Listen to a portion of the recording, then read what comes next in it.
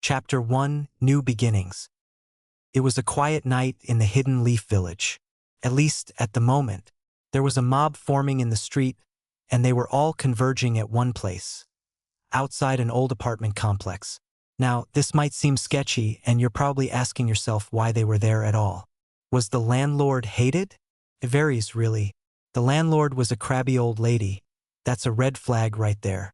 Was anyone who lived there hated? Yes. One person in particular, 7-year-old Naruto Uzumaki, and at the moment, she saw the mob outside and was terrified.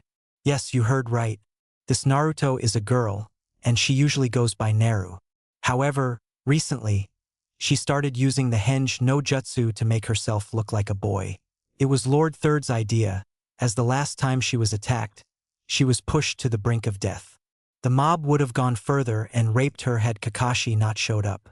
This was 3 months ago, and since then, Kakashi has been keeping a closer eye on her. However, tonight he was out on a mission with Itachi, so there wasn't a whole lot of people that Naru could rely on this time. So, she did the best she could and hid herself under the bed, ready to move at a moment's notice. Just then, the door was busted open, and people started flooding the apartment, tearing apart everything in sight. Naru still couldn't fully understand why the villagers had such hatred for her. From what Kakashi and her aunt Mikoto told her, she was the daughter of the 4th Hokage, Minato Namikaze, and Kushina Uzumaki, the village's strongest kunoichi. Unfortunately, they were dead, and since almost everyone is in their own little world, they won't listen to reason, unless Lord Third beat it into their skulls. Naru knew the actual reason why the villagers hated her, and it was because she was the Jinchuriki of the Kyuubi no Kitsune, the 9-tailed fox. Mikoto made his presence aware to Naru recently, and so far has been getting along with Kyuubi. The villagers thought that Naru was Kyuubi in human form, so they keep trying to kill her as their way of avenging the people they lost in Kyuubi's rampage. Everyone on the Shinobi Council knew this to be false, and were highly disappointed in the villagers. Just then, Naru saw that there was a shinobi among the crowd, and she panicked inside. The shinobi saw her, sneered, sent chakra through the floor to disrupt Naru's henge and announced, "There she is! The demon's hiding under the bed." Everyone tried to grab her, but Naru was already out from under the bed and out the window. She ran through the streets, avoiding all populated areas, crying, "I have to get out of here. I gotta find Mikoto Bazin. She'll help." Naru thought, "Yeah, that's definitely your safest bet, Kit," Kyuubi said from inside his seal. Naru found out earlier that Kyuubi could talk to her anytime during the day in her head, and offer advice and chakra, though he mostly abuses the link to just be a perv. The shinobi from earlier caught up with Naru and threw a kunai at her leg. It hit directly in her thigh, and she screamed from the pain. She fell, her left leg covered in blood. The shinobi landed in front of her and said with an evil grin, "Where do you think you're going, demon? The fun part's about to start." Naru tried to get away, but saw that she was cornered. She couldn't run. She couldn't hide. She was backed up against a wall. Nobody was coming to save her this time. "No. No. Naru whimpered. The villagers were catching up to them as they formed around the two. "Go away. Please go away. I didn't do anything, Databeo," Naru sobbed. The crowd started getting closer. Soon she would feel pitchforks stabbing her, people beating her, and God knows what else. "Please." No. They wouldn't listen. They just kept coming closer, ready to go in for the kill. All of a sudden, she felt a heat go to her eyes, one that wasn't from the tears. The heat was from chakra innately going to her eyes. It can't be," Kyuubi said, shocked. "If this is what he thinks it is, then things were gonna get crazy soon. Kit, listen to me. Send chakra to your eyes, and once enough has gone through, imagine pushing everyone away with the air.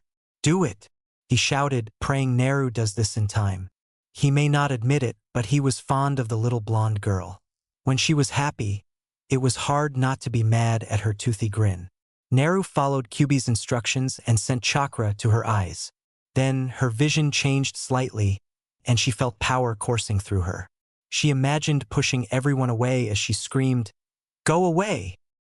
As soon as Naru screamed, a huge pulse of air was sent from her body in all directions, sending everyone flying away. The shinobi stood his ground by using chakra to tether himself to the ground, but was still sent backwards a few feet. You little by dash before he could finish this curse. Kakashi appeared out of nowhere and knocked him out. Kakashi and I. Kakashi looked at Naru. His eyes widened as he panicked. Naru, are you okay? I'm fine, sorta. Kakashi noticed that Naru's eyes had changed, and he was beyond shocked. They weren't their normal blue color. Instead, her eyes were glowing silver. Her hair, once pure golden blonde, now had red streaks going through them, looking like she had highlights. Kakashi looked around and saw that everyone was scattered across the area, and there was a small crater where Naru lay.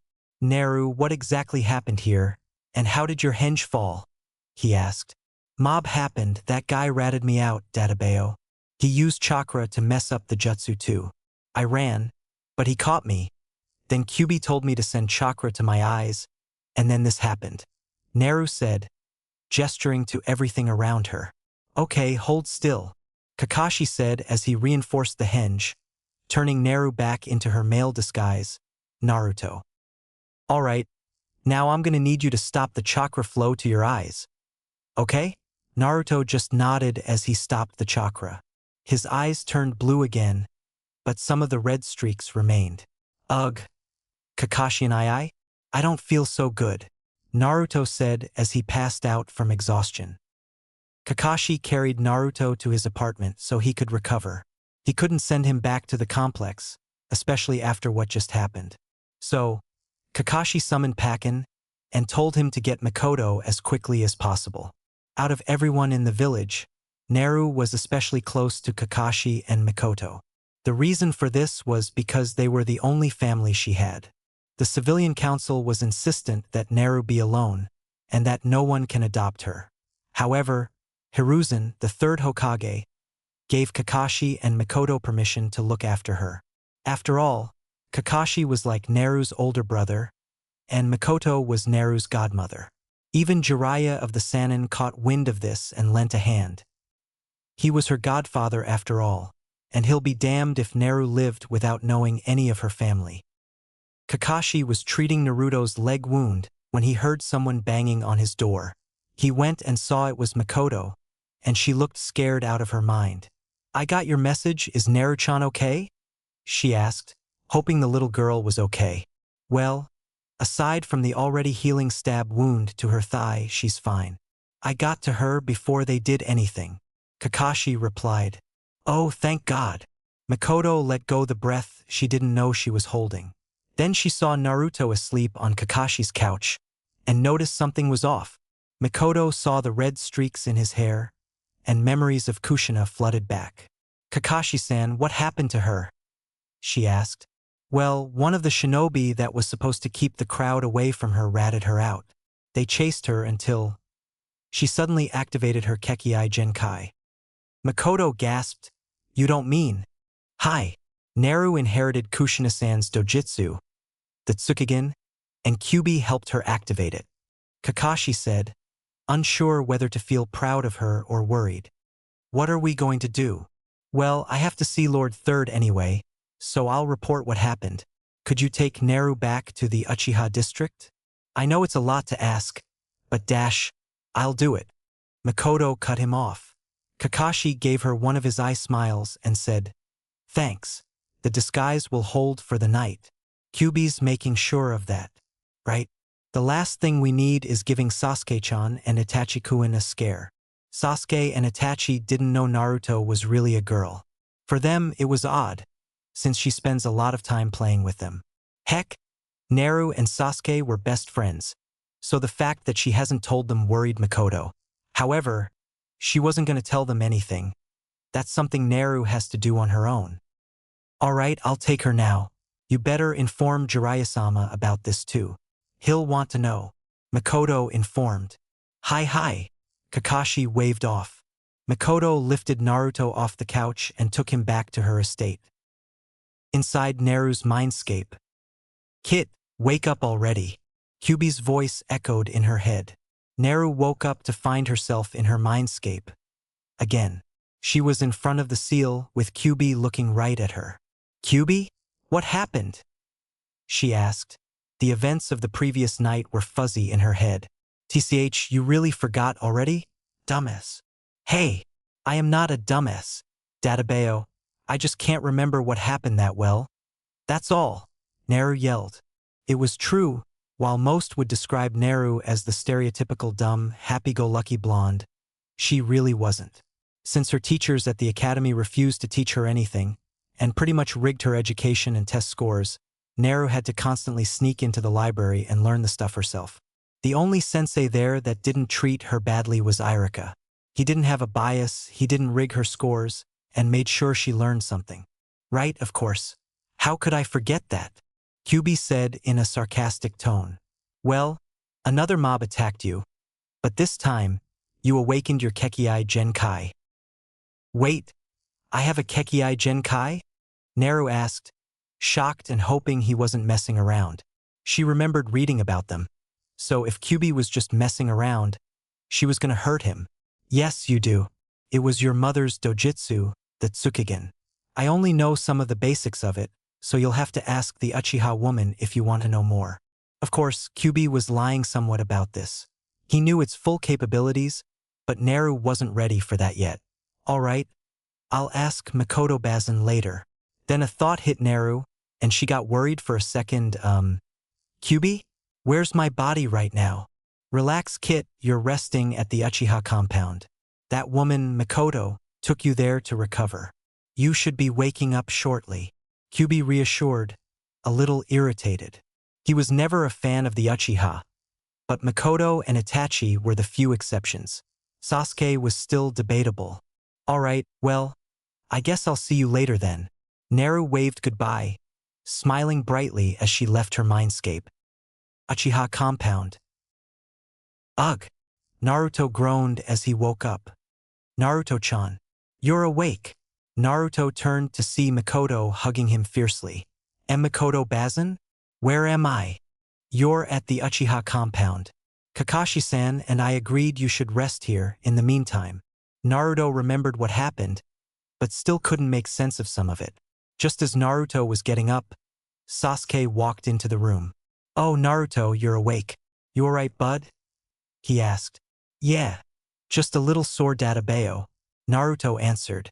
Yeah, I heard what happened. Anyway, Mom, Dad wants to know when breakfast will be ready. Tell him it'll be done shortly, Makoto said. Sasuke just nodded and went back to the dining area. Makoto went into the kitchen, grabbed some of the food she made and gave it to Naruto. Here, Fugaku doesn't know you're here, so I want you to go and wait in Sasuke's room.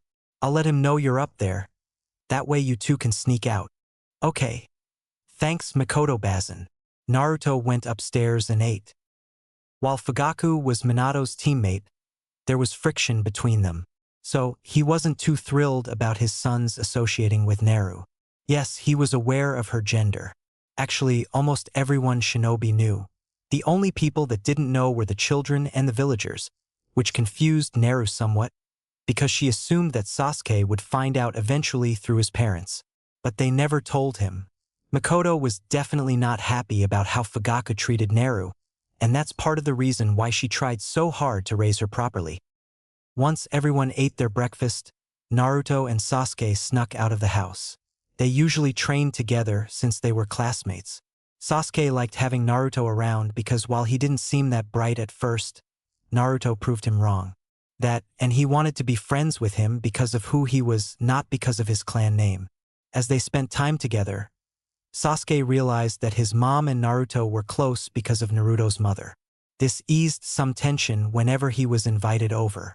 Heck, even Itachi didn't mind having Naruto around. So, is it true that you made that big hole by the market area? Sasuke asked, curious. Naruto winced at the question. Naru just groaned on the inside. Seriously, Databeo? Is it that obvious? She said in her head. Yeah, it is, dummy. Kyubi deadpanned. Naruto just sighed, scratched his head and said, yeah, I still don't know how it happened. It all happened so fast, Databeo. Well, what do you remember? Easy. The villagers set up another angry mob to kill me. A shinobi ratted me out and almost killed me. When the mob surround me, I just blew them away, Databeo, Naruto said animatedly. Sasuke just gave him the classic Uchiha glare that said he didn't believe it for a second. It's true, though.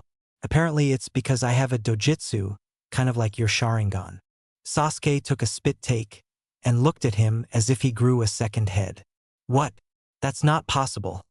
Only the Uchiha and Hyuga clans have dojutsus. Well, I heard that mine came from the Uzumaki clan.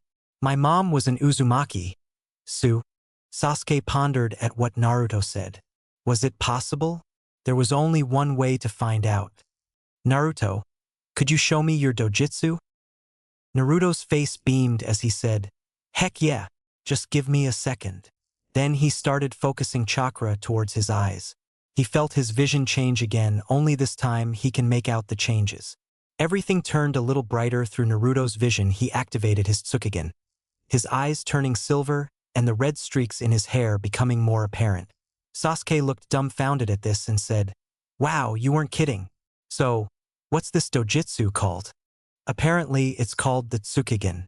Don't know what that means though, Databeo, Naruto said sheepishly. Well, it's certainly fitting. Tsukugen literally stands for moon eye, and your eyes are silver, like the moon. Naruto looked surprised and asked, really? 'Cause that would explain why everything's a little brighter, Databeo. Yeah, and your hair's got red streaks too. Didn't you notice? That had Naruto really curious, so he looked for a mirror. When he found one, he looked at himself and saw that Sasuke was right. In her head, Naru was a little ecstatic. Wow, my hair looks awesome. It's blonde like Dad's and red like Mom's. Heck, even my eyes look awesome. She stared a little more at her eyes and wondered to herself, I wonder if Sasuke-kun likes them. Naru will not admit it to anybody alive, but she liked Sasuke, mainly because he was one of the first people that didn't see her as a freak or a demon. Unlike his fangirls, who only liked him because of his looks, skills, clan status, and attitude.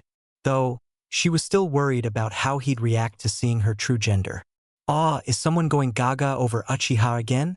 Bwahahaha, Kyubi mocked, laughing. He loved messing with her. Naru blushed heavily and shouted at him, shut up, you stupid fox. One thing she absolutely hated was being compared to Sasuke's fangirls.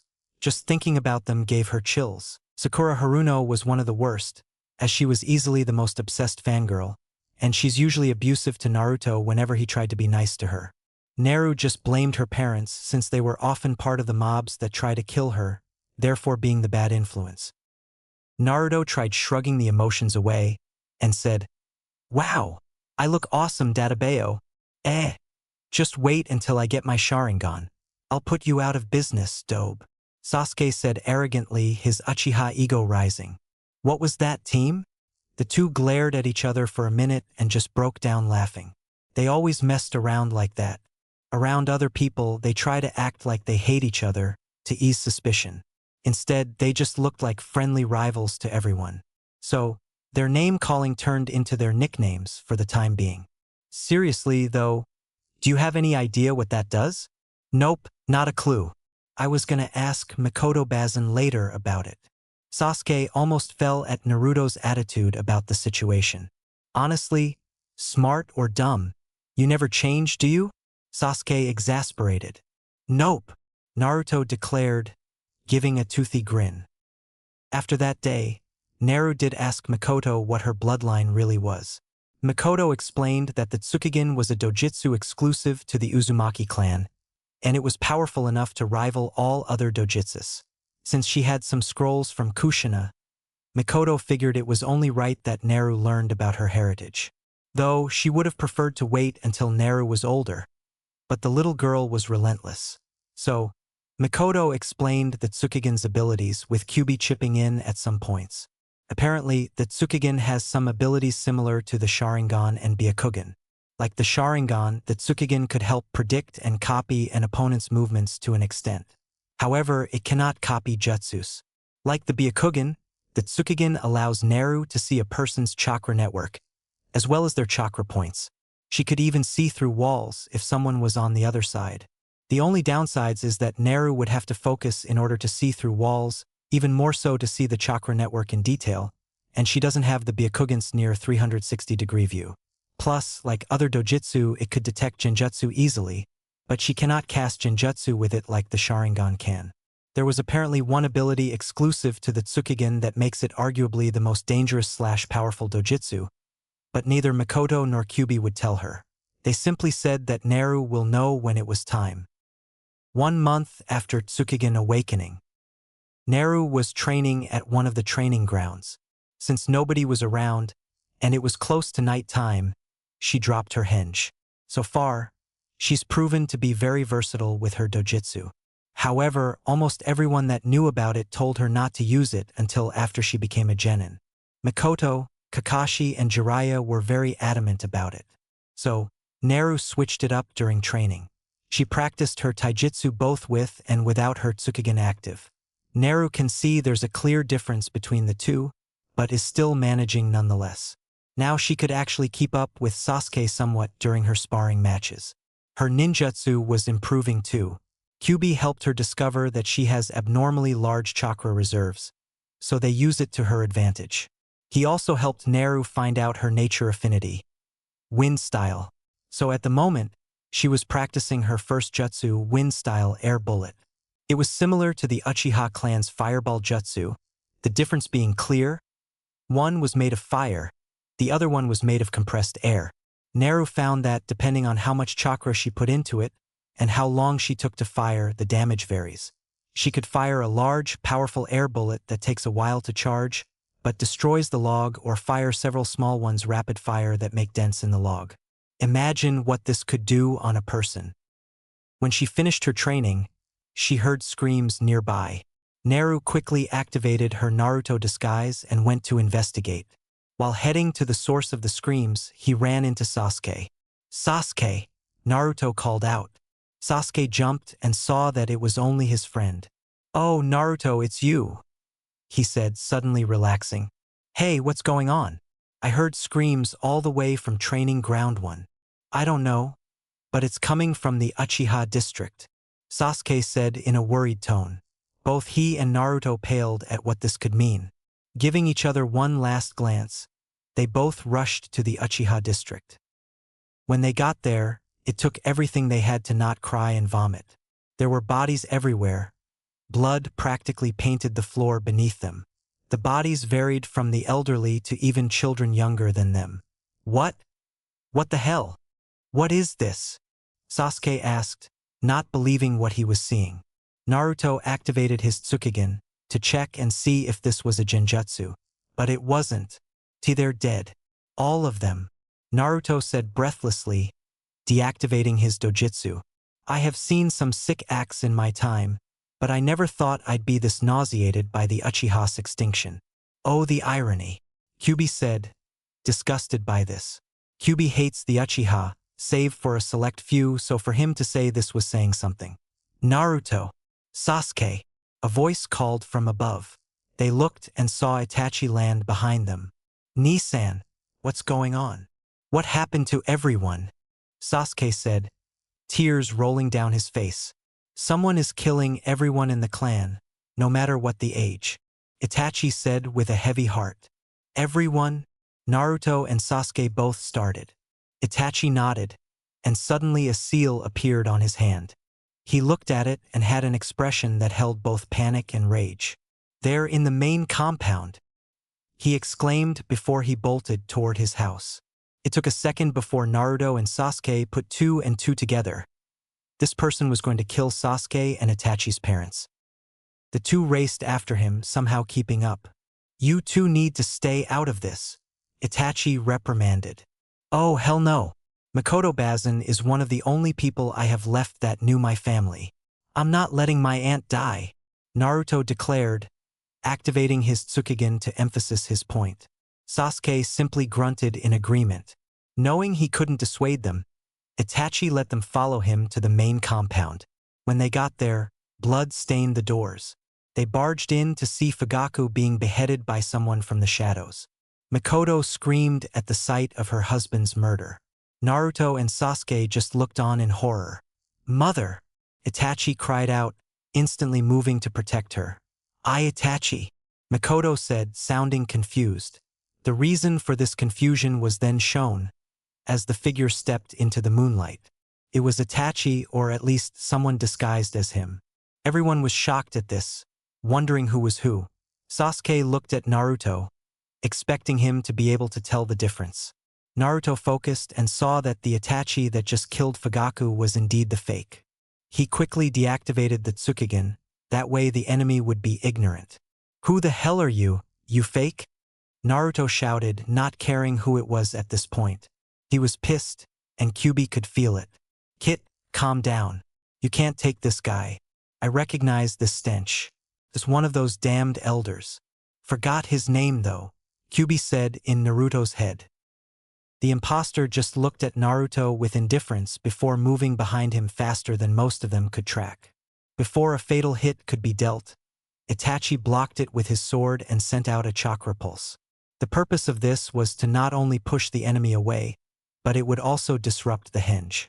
Sure enough, the pulse did its job by pushing the intruder outside, and Itachi was livid when he saw who slaughtered his clan. Danzo Shimura. "Danzo-sama? What is the meaning of this?" Itachi said, trying to rein in his rage. "As I told you before, Itachi, I am making steps towards peace. The Uchiha were planning a coup d'etat. Words alone would not dissuade them. With this, the village is safe," Danzo stated in an eerily calm tone. "Safe? Safe? You wanted this massacre to happen from the beginning, didn't you?" Itachi screamed, which is definitely unlike him. Seeing that things were about to get out of hand, Naruto activated the seal to let Jiraiya and Kakashi know he's in trouble. They put it on Naru as a sort of panic button. That way if she was in any sort of danger, they'd know and come to her aid.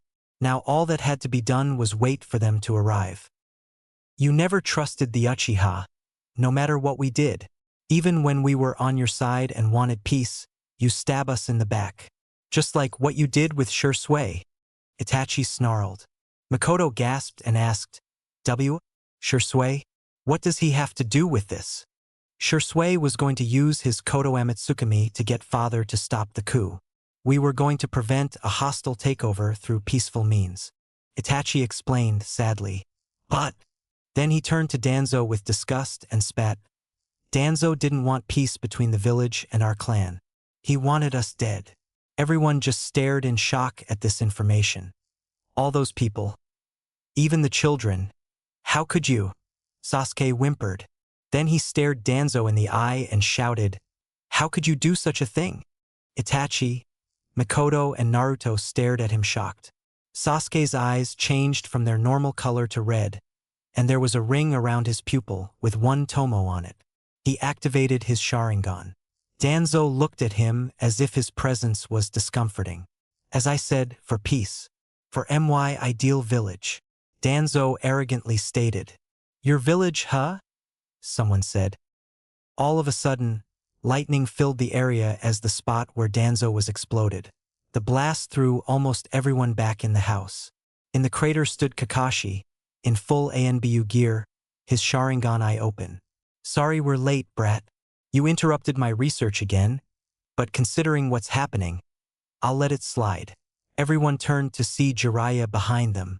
Seeing that his odds were becoming more and more slim, Danzo prepared to make his exit when several ninja hounds came out of the ground and restrained him, chewing on every limb available while sending foreign chakra into his body, further paralyzing him. "And just where do you think you're going?" Kakashi asked rhetorically. Before anyone could say or do anything, Itachi remembered what Shursui said about Danzo taking his eye, and moved in at Mach 1. The next thing Danzo knew, the eye he kept bandaged was ripped out. He grunted in pain as the blood flowed from his empty socket. Naruto's face was green as he groaned. "Oh, that's gross. Why'd you do that?" Itachi made sure it was what he thought it was, and after confirming it, he answered, "Danzo stole Shursui's Sharingan. I just took it back." Then he summoned his crow to hold onto for safekeeping. Danzo stood defiantly and said, "No matter. I have more tools at my disposal." As soon as he said that, 3 root agents appeared at his side, released him from the hounds and attacked the group. Before Naruto and Sasuke could retaliate, Jiraiya knocked the 2 unconscious, leaving the older, more experienced shinobi to fight. Naru groaned as she began to awake. Rubbing the sleep from her eyes, she saw that she was at a hospital, and in her normal form. Naru started to panic, but then she hears someone say, "Hey, easy there, kid. No need for another panic attack. All right?" She turned to see Jiraiya sitting next to her bed. Pervy sage. Then she remembered everything that happened, and her panic doubled. "Wait, where's Mikoto Bazin, and Kakashi and I, and Sasuke-kun? And did you seriously knock me out, Databeo?" Jiraiya was already feeling a migraine coming back. Yeah, she was fine. "They're all resting. They've been through a lot, so they earned it," he said. "So all of that really happened? It wasn't a dream?" Naru asked. "I wish it was, but it wasn't. As of right now, the population of the Uchiha clan has gone from over 400 to 3, all in one night." Naru looked downcast as all of this sank in. Her best friend just lost almost everything because of some power-hungry old man. She almost lost her only living link to her mother. Naru was surprised she hasn't cried yet. But before that, she had to know something. What happened? After you knocked me out? I mean, Naru asked hesitantly. Jiraiya scratched the back of his head and answered, "Well, we fought off his root agents. And then Sensei showed up, seeing the commotion from his office. Long story short, we kicked Root's ass, but Danzo got away. Sensei already has him marked as a rogue ninja wanted dead or alive. Personally, he's too dangerous to be left alive at this point. We're still investigating his stuff." Naru was relieved nobody else got hurt, but she was beyond angry at Danzo. From what she heard, that man was part of the reason why she was never raised properly. All she could do is nod dumbly and ask, "Is Sasuke-kun okay?" "Kid's all right physically. Mentally, he's a mess. He's been waiting for you to wake up. Don't worry, he hasn't been in here, so he hasn't seen the real you just yet," Jiraiya said, seeing Naru's brief panic. "Where is he? Come on, I'll show you. But first, put your henge back on. All right?" Naru activated her Naruto disguise as he followed Jiraiya to Sasuke's room. When they opened the door, what Naru saw broke her heart. Sasuke looked like hell, his eyes red from tears, though he'd never admit it, and not a speck of light in them. He was pale, unmoving, like he was in a trance. "Sasuke?" Naruto called out. Sasuke turned slowly, and Naruto could have sworn that a little bit of life came back into his eyes. "Naruto," Sasuke breathed. Naruto came next to him and gave Sasuke a hug. "I'm sorry about what happened. You all right?" Naruto said, trying not to let his girl side's concern completely out. Sasuke let go of the hug and hung his head as he growled, "Not really. I lost everyone. My family, my clan. Gone. All because of that bastard." "Hey, you didn't lose everyone." Sasuke looked up at his best friend as he continued. "Your mom's still alive and so is Itachi. So you didn't lose all of your family." Naruto put his hands on Sasuke's shoulders, so their eyes would meet.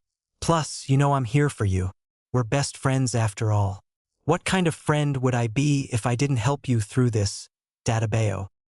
Sasuke's eyes widened as he saw truth in Naruto's words. He was right.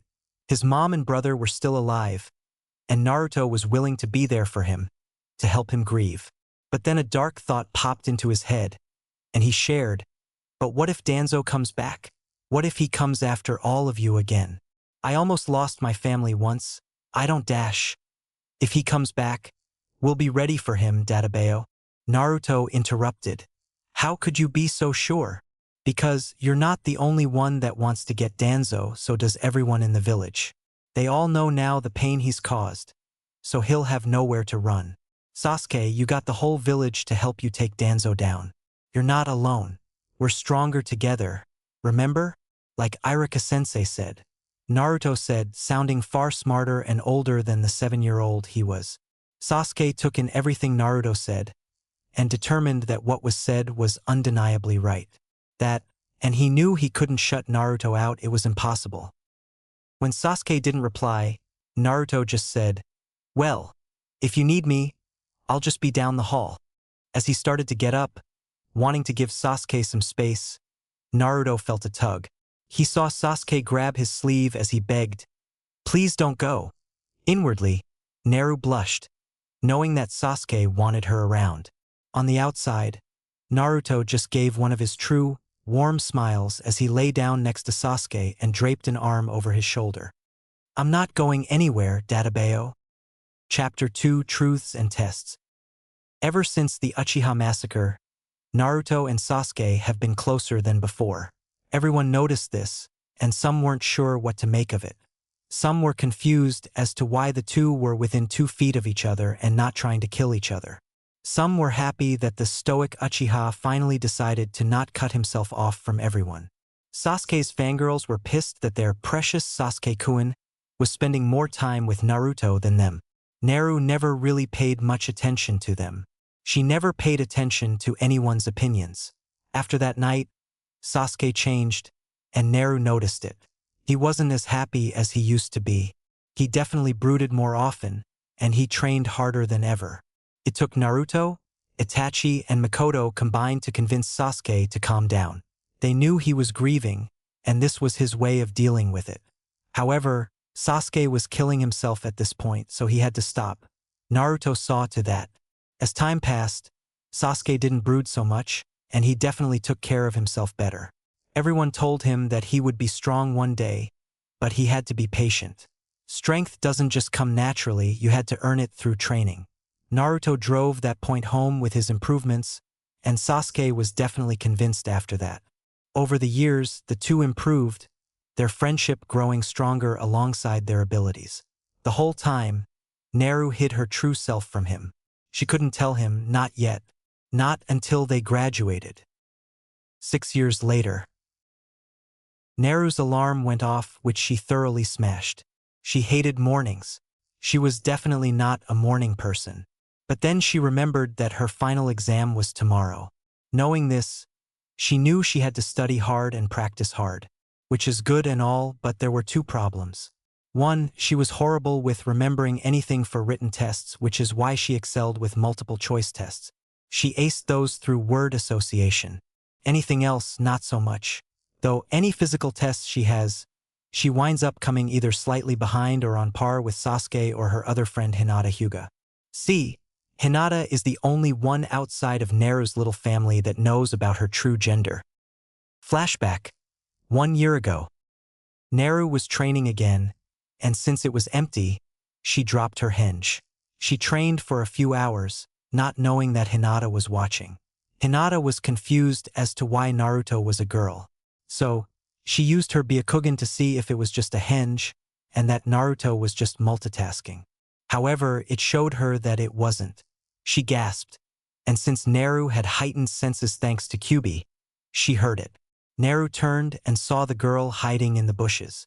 Hinata-chan. Naru stuttered, her words failing her. This isn't what it looks like. Really, I was just multitasking. That's all. Hinata came out from behind the bushes, walked up to Naru, and shook her head. And Naruto-kun, I used my Byakugan. This is real. Hinata stuttered, the disbelief in her voice clear. Naru was panicking at this point. She was caught. She got careless, and she didn't know how to explain this to her. She knew Hinata had a crush on her male disguise, but now she ruined that image. And Naruto-kun? Why did you disguise yourself as a b-boy? Hinata asked shyly, wondering why Naru hid her true self. In front of Hinata was a scared, young 12-year-old girl that wore a baggy orange jumpsuit and had slightly spiky golden blonde hair that went past her shoulders and had red highlights throughout. Her skin was tanned, her whisker marks still on her cheeks, and her eyes were still blue. You could tell she was a tomboy, and she certainly seemed like a very nice girl. But the question still remained, why did Naru hide her true identity? Naru wasn't sure if she should tell Hinata the truth. But then again, Hinata was a very sweet and understanding girl, unlike most of her clan. So, she steeled herself the best she could and decided to tell her. Hinata-chan, when I was younger, I was always attacked. It got to the point where not only was I almost killed, but they almost, our dash Naru choked, tears flowing as the memories came back. They haunted her, even in her sleep. They tried to dash she couldn't say it. Hinata saw the girl in pain, and she gave her a warm hug. I understand. Why you don't have to say it. I know. Hinata comforted. After that day, Gigi told me to use the henge jutsu to disguise myself as a guy. That way it won't happen again. I've been hiding myself ever since. But even disguised, they they still try to kill me. Naru cried harder, clinging to Hinata like a lifeline. Hinata couldn't believe what she was hearing. The kind-hearted boy she started falling in love with was really a sweet girl who was suffering. Naru was kind, Hinata could tell that much, but she was scared out of her mind. So, feeling a little more confident, Hinata looked Naru in the eye and asked her, "Does anyone know about the real you?" Naru's eyes widened a little at the fact that Hinata didn't stutter this time. Only Kakashi and I, Mikoto Bazin, Hokage Gigi, Pervy Sage, the Ichirakus, and now why you? Hinata looked at her and asked, "So Sasuke-san doesn't know?" Naru just started panicking immediately at the thought of Sasuke knowing. And no, he doesn't. He can't find out. If he does, he'll hate me for sure. He'll just think I was using him, or something. Hinata saw Naru's panic rising, so she started blushing from embarrassment and waving her hands, saying, I was only asking B because why you two are clothes. So, after the two calmed down, Hinata asked, "Why do you think Sasuke-san will hate you?" Naru just looked down in shame and said, "Because everyone hates me. I've been picked on all my life, whether I was a boy or a girl. I remember Sakura told me when I was 8 that nobody would want to be friends with someone like me, because I'm a freak." Then Naru started crying again. "Why you probably hate me too, don't you?" This made Hinata's eyes widened in shock. "Why would you think I'd hate you?" Hinata asked. "Sniff B because I lied to you. I know that you had this big crush on Naruto, and I basically just told you he doesn't exist." Naru cried, while Hinata was a little hurt, knowing her crush was just a facade. She certainly didn't hate Naru for tricking her. When you looked at her side of things, you really couldn't blame Naru for doing what she did. She had to tell her that, actually, I understand why you did that." Naru stared at her with wide eyes. "Why you did it to protect yourself, and you were scared. Nobody can blame you for that." Hinata consoled. But I still lied to you. It's okay. I don't hate you." To say Naru was shocked, that's an understatement. Hinata just found out one of her darkest secrets, and she didn't hate her for it. It was too good to be true. "Why you don't hate me?" Naru asked, hoping she wasn't just hearing things. Hinata just shook her head and gave Naru a warm smile. Naru's tears of sadness turned to tears of joy as she started hugging Hinata fiercely. "Hinata-chan, thank you. Thank you," Naru cried. Hinata was surprised by the sudden contact, but returned the hug anyway, knowing Naru needed it right now.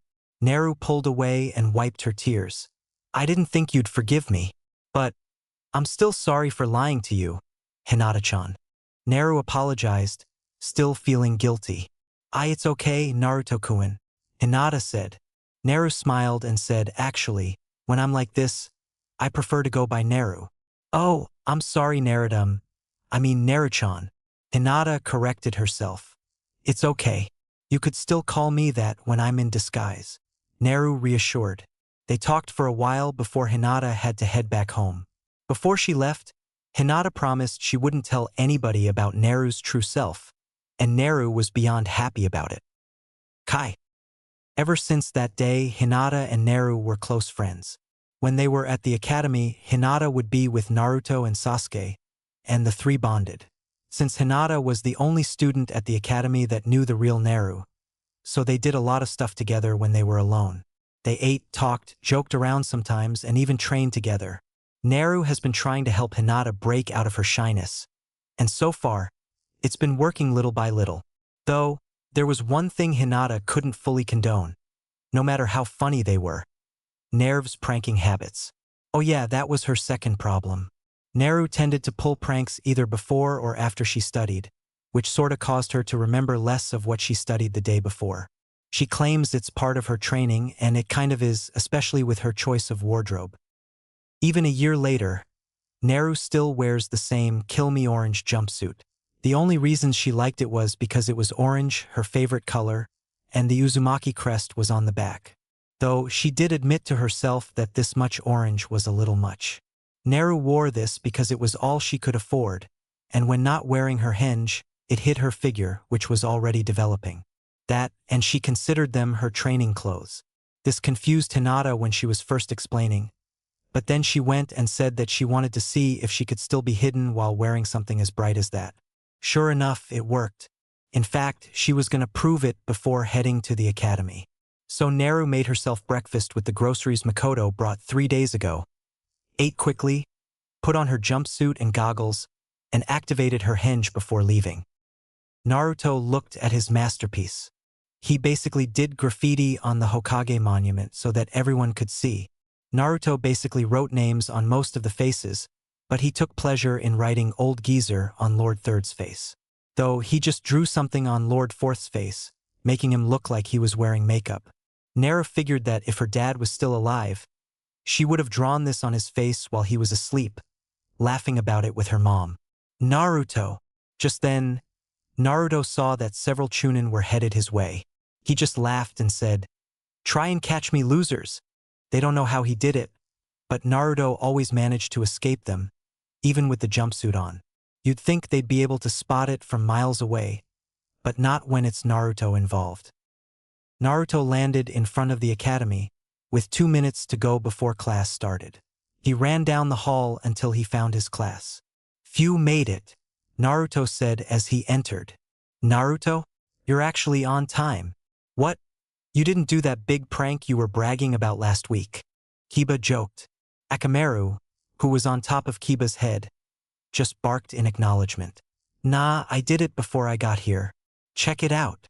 Then most of the students looked out the window, and sure enough, they saw what Naruto did and laughed a little. "Naruto baka." Just then, Naruto was hit in the head so hard it went through the floor. "How could you do something so disgraceful? Those are the Hokage faces, for crying out loud. Do you even know who they are? You baka." Sakura screeched. Everyone winced. Yeah, Sakura was extremely loud, more so than Naruto, and that's saying something. Then again, Sakura could easily shatter glass with her screeching, so everyone was just waiting for it to happen. Naruto pulled his head out of the floor, irritated, and said, "What? I know who they are, and it's just a harmless prank. But you even defiled the fourth Hokage's face." Sakura relented. Naruto simply mumbled, "It's just face paint, Databeo. It's not that big of a deal. Actually, I was gonna ask, how come you just did that to Lord Fourth's face instead of the insults?" Kiba asked, still laughing at Naruto's work. Naruto just stared at the floor and said, "Well, I just couldn't insult him, so I went with that instead. It's something I would have drawn on my dad's face with my mom's help, if they were still alive." Everyone just stared at Naruto. They were definitely not used to seeing this side of him. He just stood there, his head hung, and you could literally see the pain in his face. "Yeah, well, too bad they wanted to die rather than have someone like you as their child." Sakura insulted in a nonchalant tone. This definitely struck home as Naruto had to use all his energy to not strangle Sakura right now, and the rest of the class felt the same, but on a lower level. "They were murdered by the Kyuubi, you bitch," Naruto hissed through gritted teeth, his fists clenched, and his whole body shaking from rage. Kyuubi knew Naru didn't fully blame him for her parents' deaths, but he still felt guilty for it. This information was news to everyone, so they just gasped. Most of the students were told by their parents that Naruto was bad news, a demon taking a human appearance. To hear that Naruto has probably suffered worse than any of their families have, they were speechless. Sakura was pissed, really pissed. Naruto never called her a bitch. Hell, the blonde never did anything in retaliation to her abuse, so this really made her mad. Though, in the back of Sakura's mind, she felt slightly bad for Naruto. She had no idea the QB killed his parents, and wasn't sure how to take it. Then her anger took over again, as she decided she could care less, instead focusing on what her parents taught her. "What the hell did you just call me, you baka?" Sakura screamed, the rational part of her brain fading slowly. She winded up another punch, but Naruto sidestepped, dodging it. He simply turned to her and repeated, "I said the QB killed my parents, you dumb bitch." Veins appeared on Sakura's head as her anger swelled. She would have punched Naruto through the wall, but Sasuke caught her fist before it could connect. "Sakura, that's enough. Quit acting like a spoiled brat," Sasuke said, clearly annoyed. Sakura saw her crush and immediately tried to justify herself. "But Sasuke-kun, Naruto Baka's a disgrace. He vandalized the Hokage monument, and he called me a dumb bitch. He's begging for punishment." Sakura whined, sounding very immature. She glared at Naruto and sneered, "I don't even know why a freak like you is even allowed here. You'll never be a ninja, so why don't you just do everyone a favor and die already? Nobody would miss you." Boy, was she lucky Irika wasn't there yet. Otherwise she would be in more trouble than she was already in. Everyone was just staring at her, really tempted to strangle her. Hinata had walked in while Sakura was ranting, and when she heard the pink-haired banshee's cruel words, she and Sasuke let out large amounts of ki, the kind that says, "I'll kill you and not bat an eye." Unfortunately, Sakura was so ignorant of her surroundings that she didn't notice the killer intent. "Haruno-san, Naruto-kun has done nothing to warrant your hatred, so why would you treat him so horribly?" Hinata asked, her anger helping her not stutter. Sakura turned around and bluntly told the Hyuga, "Why? Because he's a demon, that's why. My parents said so themselves, and demons have no right to live." Sasuke gripped Sakura's wrist to the point where it hurt as he hissed, "He is not a demon. I've seen demons, and I know for a fact he isn't one of them, so sit down, shut up, and leave us alone." When he finished that sentence, he flung Sakura over the table, coincidentally having her land in her seat. Sakura got up, upset that her crush just defended the bane of her existence. Instead of retaliating, she just huffed and began staring at the Uchiha with hearts in her eyes, or as Sasuke and Naru would call it, eye-raping the poor boy. "That banshee's a Yandere in the making, Kit," Kyubi commented, shivering in disgust. Naru agreed one of these days somebody was going to get hurt because of Sakura's obsession. Naruto took his seat in between Sasuke and Hinata. They both looked at him with worried expressions. "You gonna be okay, Dobe?" Sasuke asked. "And Naruto-kun?" Hinata asked, hoping the blonde was okay. They both knew most of, if not all, of Naruto's situation, so they knew that Sakura's words affected him. He just gave a small smile and replied, "I'm fine, guys, really. I'm not gonna let her get to me. Thanks, though, for helping me." Hinata smiled and held Naruto's hand, while Sasuke nodded and grunted. When everyone settled down, Irika walked into the classroom, and was certainly surprised to see Naruto there already. "Naruto? And here I thought you were skipping class." Irika joked. "What? Skip your class? Why would I do that?" Naruto asked, knowing where this was headed already. Irika pointed towards the Hokage monument and said, "I know that was you. Only you'd do that." Naruto simply laughed sheepishly at this, not denying it for a minute. "Well, I wanted to get some last-minute training before I came in, Irika-sensei," Naruto explained. "How the hell is pulling pranks training? What good would that do?" Sakura asked, more than a little irritated by Naruto's antics. At this point, she was just begging for more reasons to hate the blonde. "Well, the pranks are for fun. It's getting away from the Chunin trying to catch me that's training. I mean, have you guys noticed what I wear?" Naruto said, gesturing to his jumpsuit. Everyone actually hated that jumpsuit, since looking at it was painful for their eyes sometimes. "You mean that fashion disaster? Why do you even wear that?" "Ninjas don't wear orange," Ino said.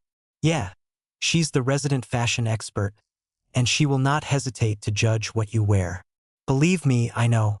I only wear this because it's all I can afford. Anyway, I also wear this to test how long I can stay hidden while wearing this. I managed to hide from Chunin while wearing this. Naruto admitted. Well, everyone was certainly surprised by this, but at the same time they weren't. While Naruto was the dead last, he was very good at taijutsu and creativity in battle. That, and Naruto had a reputation for being unpredictable. They were surprised he wasn't higher in class standing, considering Naruto's constantly proven that he wasn't an idiot, just cheerful and optimistic.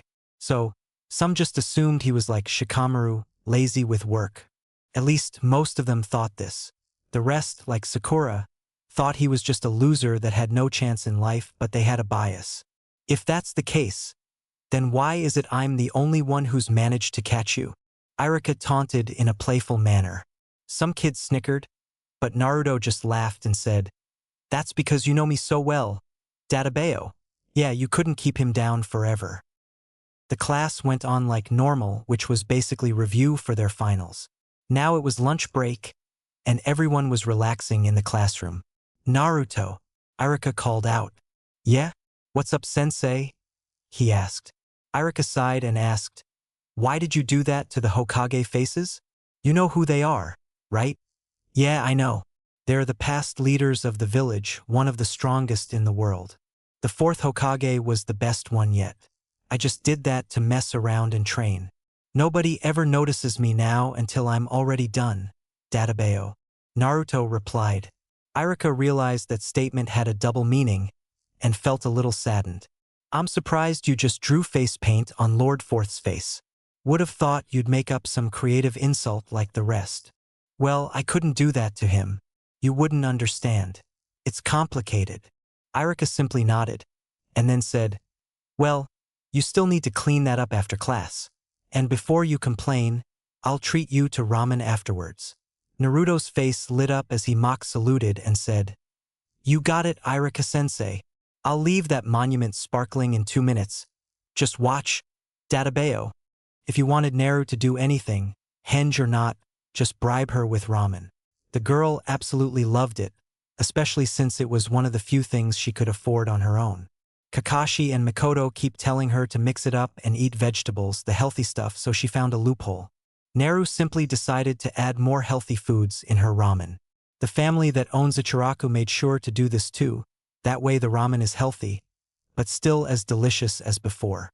It winded up becoming a big hit, and they got a lot more customers after that. "HN, Ramen Addict," Sasuke said.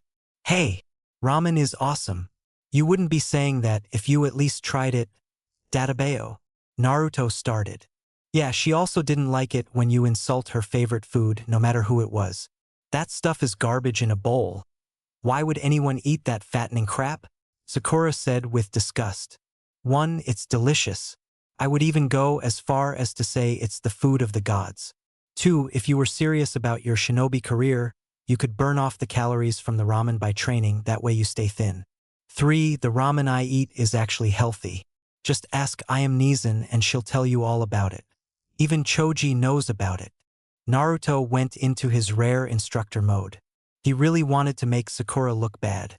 Okay, more bad than she already looked, because people were still glaring at her for the little show from earlier. TCH, and people really thought I liked her? No way in hell, Databeo, Naru thought. What Naruto said had some girls actually interested and curious, since he was the local ramen fanatic/expert, next to Choji. "Choji, is this true?" Ino asked, knowing he was an expert on all things food. It was the Akimichi clan's specialty, after all. They even have their own restaurant. Everyone stared at Choji as he ate his chips, waiting for an answer. Then he answered, "Yeah, Ichiraku started doing that months ago. It's mostly girls that eat it though, but guys eat it too, if they want an excuse to eat healthy. It costs as much as a normal bowl of ramen, so it's not even expensive." Everyone's jaws dropped. A version of what girls consider junk food, but was healthy. At first Naru was worried she let something slip, but she was thankful Choji mentioned that guys eat it too. Pretty much everyone's thoughts were, "I gotta try it." Well, everyone except Sakura, who was just fuming from her pride. She just huffed and walked away, far enough for her to ogle Sasuke from a distance. Naruto just glared at Sasuke and taunted, "Well."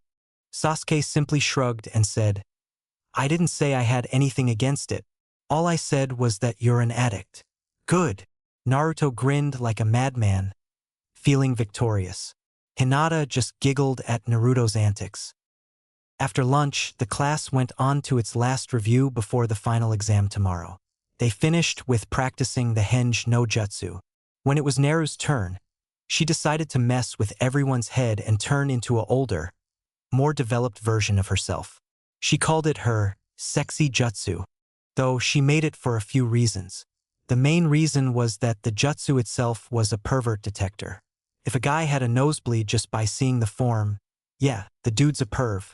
The other reason was that Neru wanted a reason to show people her true self. Okay, a slightly exaggerated, older version of herself, but you get the idea. Though there's one last reason that Neru wasn't proud of. Apparently Kyuubi admitted to planting the idea for the jutsu in her head, considering he was a super pervert, like Jiraiya. However, she was careful with how she used it. At first, she accidentally activated it, and the older Neru had no clothes on, just a smoke cloud for modesty. It was a good thing nobody was around and Neru was in the bathroom. Otherwise, that'd be the most embarrassing moment of her life, ever, of all time. But this time, she was ready. When the smoke cleared, in front of the classroom stood an older version of Neru, but she was wearing a black kimono with orange stripes. The kimono did nothing to hide Neru's bust. "We're talking double D's here. Guys, don't worry, it's just for the jutsu. It's not her natural size. Don't freak out about realism." Aside from that, she was gorgeous, her hair mostly straight with some spikes still there, and it reached her hips. You'd think she was Kushina if it weren't for Neru's hair being mostly blonde. Not bad, Kit. Not bad at all. Nice figure, face is still cute. Nice job with the hair, very nice rack. I give Thei Thuret 8/10. Kyuubi commented in her head. Only 8. Why? Neru asked, shocked and offended. That damned kimono, that's why. You just want to see me naked, don't you, you pervy fox? Yup, Kyuubi said shamelessly. While this was going on in her head, Irika's eyes bugged out and he had a nosebleed that sent him into his desk. Neru blinked and said, "Geez, sensei, I didn't think you were a perv too." "WWWWW, what the hell is that?" Sakura screamed, pointing at Neru. "Well guys, she found her reason." "Well, this is my sexy jutsu, Sakura," Neru plainly answered.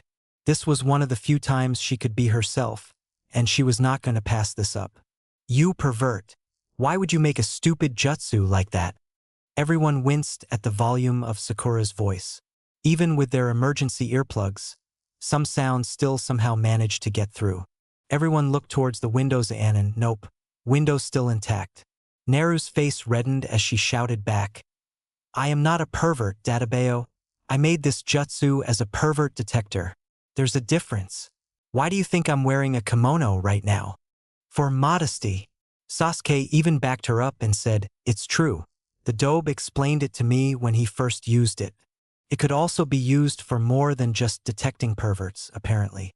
Sasuke conveniently left out that Neru almost got him with the jutsu. Almost, because Sasuke just had to be his stoic self, channeling his clan's pride the whole time. Sakura paled as she realized she was in the wrong. Everyone knew that Sasuke was the only person capable of showing Sakura when she was actually wrong, since she was that obsessed. Well, there goes her reason. "Oh, I didn't know that. Sorry." She apologized, feeling the shame. While Neru didn't really like Sakura, she knew the pink-haired girl was only the way she is because of her parents. Unlike them, Sakura seemed capable of actually understanding when she's in the wrong. That is, if she wasn't blinded by her prejudice, anger, or obsession with Sasuke. Neru was pretty sure Sakura just apologized because Sasuke said something, but she went with it. "Sai, it's okay, you're not the first one to overreact like that. Kakashi and I did the same thing when he found out." Mikoto Bazin was worse though. Neru said, remembering those experiences. "So, have you found any pervs with that thing?" Ino asked, wanting to know if it was even effective. All the girls leaned forward, wanting to know who to be weary around. Yup, Irika-sensei is one. I'm pretty sure it worked on Kakashi and II, since he blushed, but all he did was bonk me on the head. There's also Hokage Gigi, and pervy sage-Naru answered, suddenly noticing that most students had nosebleeds. The only people that didn't were all the girls, Shikamaru, Shino, and Choji. Kiba and Sasuke had to try really hard to not think that way. Of course, Kiba failed miserably. Akamaru just shook his head as he whined, disappointed in his master right now. As for Sasuke, well, he managed to hold it in while looking like his stoic self. And apparently almost everyone in this room, Databeo. She finished, groaning in disappointment. Can you blame them? You're basically giving everyone a preview of what to expect from an older you. QB commented. But I'm wearing clothes this time. It doesn't matter. Have you seen your own rack? It's fucking huge. Double D's. Kit. Double D's. It won't matter if you're wearing any clothes as long as they see the size of those jugs. Naru groaned mentally and said, maybe I went a little overboard with the look, Databeo. Ya think? QB replied sarcastically. Naru looked over at Sasuke and smiled. Well, at least Sasuke-kun isn't a perv like everyone else. Naru said in her head. Nah, he's just holding it all in. Wait until he sees the real you, Kit. He'll be on you like an animal during mating season. Hell, you two would probably be fucking like rabbits in heat in no time. Ha ha ha ha ha ha ha. QB started laughing at Naru, knowing how she'd react. Naru blushed heavily at the thought, went through the bars and started banging on QB's arm in a comical way, all while yelling, shut the hell up, you perverted fox. Sasuke-kun is not like that. This just made QB laugh even harder. Once class ended, Naru put her normal henge back on and started working on cleaning the graffiti. Like he told Irika, Naruto was done in 2 minutes. However, he left some flowers on top of Lord Fourth's head as a replacement for the graffiti. Afterwards, they ate, Irika paid and reprimanded Naruto for the sexy jutsu trick, and they went home. The next day, Naru was a little nervous. It was the day of the final exams. She knew she would pass this time, since several problems have been fixed this time. Unlike her earlier years, Jiraiya and Kakashi have been training her. Mikoto helped as well by teaching her some techniques she could use in battle. Jiraiya learned that when it comes to genjutsu, it was impossible for Naru to learn any of it. This was because of her enormous chakra reserves, which would explain why she was terrible with the standard clone jutsu. Therefore, he taught her the shadow clone jutsu instead, and she did it flawlessly. In fact, the first time she did it, she made about 70 clones. So, in case she had to do the clone jutsu for the exam, she's gonna nail it.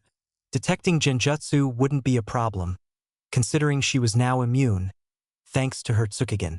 Her taijutsu was at high genin/low chunin level at the moment, only because everyone wanted to teach her the basics first. They didn't want to move too fast with her training. Kakashi helped Naru with her chakra control a little bit, so she wouldn't waste a lot of it in any of her jutsus. Naru already knew how to suppress her chakra to hide her presence from hiding after her pranks. Itachi helped with her accuracy with shurikens and kunais. Though, Naru had to have her henge active, as Itachi didn't know about her. All around, she was fine. However, she was still nervous, mainly because she knew that someone was bound to rig her exams in some way. The girl grabbed a quick breakfast, some cereal with milk. Luckily, they weren't expired yet, thanks to Mikoto buying them. Once she finished, Naru took a quick shower, mulling over how the day was gonna go. As she was changing into her jumpsuit, Naru heard someone knock on her door, and it made her jump. Naruto, it's me. It was Sasuke. Naru quickly put on the henge and answered the door. Sasuke, hey, what are you doing here? Naruto asked. Making sure you're not late again, dope. That, and Mom said you'd be a mess, so. Oh, thanks, team. Well, let's get going. Naruto said, closing the door behind him. You ready for the exams? Yeah. I'm gonna ace that test this time, Databeo. Sasuke simply shook his head at his friend's attitude. He knew Naruto has been training hard these past few years. He's seen it himself. Sasuke was also aware at this point that Naruto was one of, if not his only equal at the academy. Normally, he would be obsessed with being the better of the two, but for some reason didn't even mind. In fact, having Naruto as a rival was nice somehow. Sasuke swore that there was something about Naruto that was different from everyone else. It was like he was hiding something. Sasuke tried approaching Naruto about it, but he said it was nothing. He knew he was lying, so that just made him more convinced to find out what his best friend was hiding. From what Sasuke gathered, Naruto definitely didn't act like a normal kid, obviously, and he had this weird aura around him. As in, the type of aura Sasuke would feel on a girl. Everyone else wasn't aware, but since Sasuke knew Naruto for years, he knew from comparison. After all, he was hounded by girls every day, so he knew what a girl's aura and presence felt like. With Naruto, his aura was a mix between boy and girl, but it was mostly girl. Though the question was now engraved in his head. Is Naruto a girl? Sasuke looked at Naruto, trying to see anything remotely feminine. He couldn't find anything, which meant that it had to be a henge, but he wasn't going to test that in the street. He'd have to find some way of making the henge drop, but how? Sasuke, you alright, man? Naruto asked. Huh? Yeah, I'm fine. Why? Sasuke recovered. Well, you just spaced out all of a sudden. Something on your mind. Crap. How did he know? Or how did she know? Wait, I don't even know if Naruto really is a girl, so… Ugh, Sasuke thought. Sorry, didn't realize it. Yeah. There's been something that's been bugging me. Oh, what is it? Maybe I can help. Naruto offered. Sasuke shook his head. No, I'll just figure it out later. Okay, then, Naruto said. Kit, I think he's on to you, Kyubi said. What the hell are you on about now, Kyubi? Naru asked, really not in the mood for him. That Uchiha. He's on to you. He suspects you're a girl. What? How? Are you just trying to mess with me? Naru exclaimed, her panic creeping in. Luckily, she could hide it on the outside. I'm serious, Kit. He suspects you. He already tried checking you out while we were walking. If he uses his Sharingan, he'll know for sure. Yeah, time to panic. Internally, of course. For the rest of the walk, Naru was screaming inside her head and ran around Kyubi's cage in a comical way while Kyubi was laughing at Naru's reaction. Naruto and Sasuke made it to the academy with 30 minutes to spare before the exam. When Hinata finally joined them, they used the time review and go over anything they forgot. As in, Sasuke and Hinata drilled Naruto on questions for the written test. When Iruka entered the classroom, he said, All right, everyone. As you know, today is your final exam. If you pass, you will be officially recognized as a proud shinobi of the Hidden Leaf Village. We'll start with the written test, followed by the kunai and shuriken test, then the taijutsu test. After that will be the genjutsu test, and finally the ninjutsu test, where you must successfully perform the henge, substitution, and clone jutsus. Iruka saw some people panic a little under the pressure, so he said, Don't worry, I will be overlooking all of your tests, alongside Mizuki. This made Naruto calm down a lot, but he didn't trust Mizuki. As a perk of being Kyubi's Jinchuriki, Kyubi allowed Naru access to his ability to sense negativity, and she always sensed malice on Mizuki, even when she wasn't around. This was bad. While Iruka would be there, Naru was certain Mizuki would try and rig some part of her tests. Mizuki started passing out the written exam, and when Naruto got his, he compared it to Sasuke's and Hinata's, just to be safe. Luckily, it passed his inspection. This test was 45 minutes, and Naruto noticed that all the questions were easy. Plus, the majority of the test was multiple choice. Yeah, Naru definitely had this in the bag. Though still cautious, she secretly activated her Tsukugen to check for any genjutsu. Luckily, her hair's red streaks had grown over the years, to the point that they don't change and expand anymore when Naru activates her Tsukugen. Naruto scanned his paper, and no genjutsus were on it. He was in the clear. Satisfied, Naruto quickly turned his eyes back to normal and started filling out the test. Once everyone was done, they gave the papers to Iruka, who graded them personally. Okay, everyone passed the first test. Well done. Everyone cheered at the news. Naruto smiled, knowing he conquered his greatest enemy to date. Written tests. Irika posted the grades on the wall, and everyone saw their exact grades. Sasuke and Hinata got perfect scores, and Naruto was only 5 points behind them, leaving him at rank 3. Naruto decided to see where the others were placed, and saw that Shikamaru was rank 8, Choji was rank 7, Kiba was rank 9, Shino was rank 6, Ino was rank 5, and Sakura was tied with Naruto. The pink-haired girl was definitely pissed about that, and she was supposed to be the smartest person there. Apparently not. They moved outside to where the training dummies were, and Irika announced, "Okay, we will now start the kunai and shuriken test. Everyone, wait until you are called." Most of the kids did a rather poor job, at least in Sasuke's eyes. For Naruto, almost everyone was just plain sad. Well, the only good ones were the ones from actual shinobi clans. Sakura missed most of them, and the ones she did land didn't even hit the bullseye, so she failed that. When it was Sasuke's turn, obviously he got all the bullseyes. Hinata was close, but didn't quite hit all the bullseyes, so she was only a point or two behind Sasuke. When it was Naruto's turn, he just relied on the training Itachi gave him. So Naruto went with simple and not flashy at all. In fact, he went with the lazy style. That's right, he was gonna pull a Shikamaru, with a little Itachi added in the mix. Naruto lazily threw 5 shuriken at once, and they all hit the bullseyes.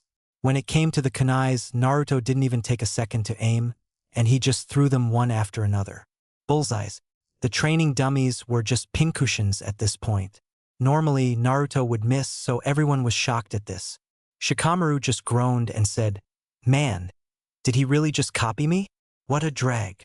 Yeah, Shikamaru literally did what Naruto just did only minutes ago, only slower, and he actually took the time to aim. I do not believe that was what happened. It would appear Naruto was either hiding his true skills, or perhaps he has been recently training his skills to perfection. It certainly would explain how he hit the targets with high precision and minimal effort. Shino said, "Either way, man, he's definitely has gotten better." Kiba agreed. Wow. Naruto, you got a perfect score. Congrats. Irika said, almost speechless. Naruto just grinned and said, "Thanks, Irika-sensei." Then he went over to where his friends were. Hinata congratulated him, while Sasuke called him a show-off. Then came the taijutsu test. Everyone gathered around the sparring area as Mizuki explained the rules. "Alright, the rules are simple. Try and knock me out of bounds in less than 2 minutes. If you can't, don't worry. You have the other tests to fall back on." Mizuki informed everyone. From there, the sparring began. Most of the kids couldn't even last 2 minutes, they were that bad. Some managed to last, but not take Mizuki down. Shikamaru didn't even try, since taijutsu wasn't his forte. Choji beat Mizuki in 1 minute and 50 seconds, using his expansion jutsu. Ino took 1 minute and 55 seconds, so she barely made it. Ino would have normally used her mind transfer jutsu to have Mizuki step out of bounds, but she didn't have time to activate it, or even prepare it. Sakura couldn't beat Mizuki, and she was exhausted. Not bad, Sakura, though you really need to work on your stamina and strength. Mizuki pointed out. Pant H high. Asterisk pant asterisk. Sensei. Sakura got out in between breaths. Nobody else was exhausted as her, so that just showed how bad Sakura was. Why the hell is Sakura so exhausted?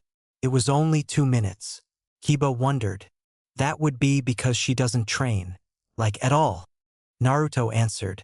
Ha! Everyone said, startled. Yeah, she focused too much on looking good for team. That would seriously explain why I can see her ribs through her dress. Everyone couldn't believe that Sakura didn't even train. They were trying to become shinobi. For crying out loud. You had to train or you'd be killed. You couldn't just study because book smarts only take you so far. Apparently, Sakura doesn't get that. Even Ino trained. She didn't waste all of her time on Sasuke. Ino and Hinata were definitely disappointed in her. Hell, as Sakura was now, she definitely gives Kunoichis a bad name. Shino went up next, but he couldn't get Mizuki out of bounds either, since he wasn't allowed to use his insects. Taijutsu was currently his weakest point, so it was going to cause Shino problems from the beginning. Kiba beat Mizuki in 50 seconds. which didn't surprise anyone, considering his clan specialized in taijutsu as well as tracking. Hinata beat Mizuki in 48 seconds with her gentle fist technique. When it was Sasuke's turn, he beat Mizuki in only 30 seconds with his interceptor fist technique and his Sharingan. He beat Itachi's record by 15 seconds. Finally, it was Naruto's turn. Finally, Naruto Uzumaki. Naruto stood up and walked up to the ring. Naruto got into his unique fighting stance and waited for Mizuki to give the signal. Begin. With that, Naruto immediately launched a right hook, which Mizuki blocked. Naruto continued throwing punches, adding kicks in too. Mizuki started throwing out some attacks, but Naruto reacted quickly by either redirecting them, blocking, or just dodging. Naruto saw that Mizuki wasn't pulling any of his punches, which he expected, so he decided to end it quickly. Naruto threw a flying roundhouse kick, which hit Mizuki's head hard. He immediately followed it with a leg sweep, knocking Mizuki off his feet. In that brief second, Mizuki was in the air. Naruto performed what he called the donkey kick. He launched off his hands and rammed both his feet into Mizuki's exposed stomach, sending him 4 feet away, out of the ring. 35 seconds. Hinata and Sasuke weren't surprised, considering they've seen him fight. Everyone else was, though. After a few congratulations, everyone took a small break before the Genjutsu test. Of course, Naruto and Hinata had to make sure Sasuke's fangirls didn't try anything on him, since now they were just begging to get close to him. When the Genjutsu test began, the students just had to enter the classroom and dispel the Genjutsu cast on them. Otherwise, they wouldn't be able to get through the door that led to the final test. Eventually, the numbers started dwindling, only a few people coming back, meaning they failed the exams. That meant that the ones that didn't return passed. Wait, even Sakura passed. Sakura. How the hell did that happen? Naru tried wrapping her head around that idea, and it was very hard to picture, so she went down the list. Sakura obviously passed the written exam, failed the kunai and shuriken tests, and failed the taijutsu test. That had to have meant she passed the last 2 tests. This made sense to Naru, since most of the kunoichi in her class were better with ninjutsu than anything else. Besides herself, only Hinata was good all around. Ino was a weird mix between fangirl and proper kunoichi. The rest only cared for their looks, God knows why, since they were only 13 or they obsessed over boys, in their case Sasuke. It was finally his turn, and Naruto walked into the room. He noticed the Genjutsu easily, and sent a chakra pulse outward to dispel it. But something still felt off. Kit, this Genjutsu is double-layered. Normal genin can't detect them, but I can. Someone's trying to make you fail. Send out another pulse. QB advised. Nodding, Naruto sent out another pulse, this time dispelling the Genjutsu completely. Finally seeing the correct door, Naruto walked through. Congrats, Naruto. You passed the Genjutsu test even if you took a little longer. Irika said, laughing a little. Naruto said thanks. Apparently that one was double-layered. That's why it took so long. Irika turned serious and asked, double-layered? Are you sure? Naruto nodded. Irika knew someone would rig Naruto's exams, and now it was obvious. Mizuki was the culprit, trying to act like he didn't know anything. Irika simply said, I'll have to look into that. Anyway, could you perform the following jutsus, Naruto? He gestured towards the list behind him, which stated the jutsus needed to pass. Henge, substitution, and clone. Naruto did the henge and substitution with ease. Irika-sensei? Is it possible to use another type of clone technique? This had Irika puzzled, but nodded anyway. Naruto grinned, did his cross-finger hand sign and said, Shadow Clone Jutsu. Then 2 puffs of smoke appeared and 2 copies of Naruto stood next to him. Solid copies, mind you. Irika dropped his pen and asked, that's a B-rank jutsu. Naruto, where did you learn that? Knowing nobody would exactly believe that Jiraiya taught him that jutsu, Naruto lied, Kakashi and I showed me how to do it last year, since I couldn't do the regular one. Now that was more believable, since all the ninja in the village knew Kakashi helped take care of him, even if it wasn't under the same roof. Plus it helped that Kakashi is arguably the strongest jonin in the village. Well, Naruto, you passed. And based on your scores from the other tests, you graduate. You're officially a genin. Irika said, holding out one of the standard-issue genin headbands. He couldn't be more proud of Naruto right now. Irika had seen him work his butt off from day one, and the improvements were made clear today. Mizuki, on the other hand, was pissed. He thought his plan would work with the Jinjutsu, and when that didn't work, he tried disrupting Naruto's chakra with a secret seal in the room. He hadn't counted on Naruto learning the Shadow Clone Jutsu. Naruto took off his goggles and replaced it with his new headband. Thanks, Irika-sensei. You're the best, Databeo, Naruto said as he went to join the other graduates. Sure enough, everyone was there. Hinata and Sasuke were the first to greet him. You passed. See, congratulations, Naruto-kun. Hinata cheered. Thanks, Hinata-chan, Naruto said as he hugged her. Hinata blushed heavily, but hugged back. Yeah. Congrats, Naruto, Sasuke said, a friendly smirk on his face. Thanks, Sasuke. The two bumped fists. Everyone was a little surprised that the dead last of their class not only passed, but didn't even trade insults with Sasuke this time. Before questions could be asked, Irika came out and said, all right, to everyone here, congratulations on becoming genin. Now, everyone has to come back to the academy in 2 weeks for team placement. Understand? Hi, Irika-sensei, everyone said. Then they were allowed to leave, suddenly having a 2-week vacation before the fun stuff happened. However, Mizuki still had to enact his plan by tonight. Plan A didn't work, so he was gonna have to go to Plan B. Hey, Naruto, Mizuki called out. Naruto turned around and said, Mizuki-sensei? Hey, I just wanted to congratulate you. Also, I was hoping we could talk in private. Naruto looked at his two friends, who gave him the silent okay. Naruto followed Mizuki to the swing set in front of the academy, away from the crowd. So, how does it feel to be a genin? Mizuki asked. Honestly, it's awesome. Now I can help protect the village, Databeo, Naruto said, enthusiastic. Well, it's great you feel that way, but there is a way for you to protect it that's better, Mizuki said, tempting Naruto. While Naruto wasn't buying any of it, feeling Mizuki's malice, he played along and asked, really? How? Too easy, Mizuki thought. Then Mizuki told him to take the scroll of seals and learn at least one technique, but to do it at the shed near the village gates. Does he really think I'm that dumb, Databeo? Naru asked nobody in particular. She dropped her henge and was in the room where the scroll was at. She was surprised by how weak the security was. Seriously, she practically waltzed right in. I don't know, it looks like you're doing what he says, Kit, QB commented. Not really. I still want to see the scroll, but I'm gonna let Hokage Gigi know about this. After I read this, of course. Naru replied in a chipper tone. She found the scroll, had a shadow clone stand guard, and started reading. The first jutsu she saw just so happened to be the shadow clone jutsu. While reading it, Naru learned that if the clone is dispersed, she learns what the clone learned. This could also help speed up her jutsu training. Yeah, she was definitely gonna abuse it now. The next one had her and Kyubi with wide eyes.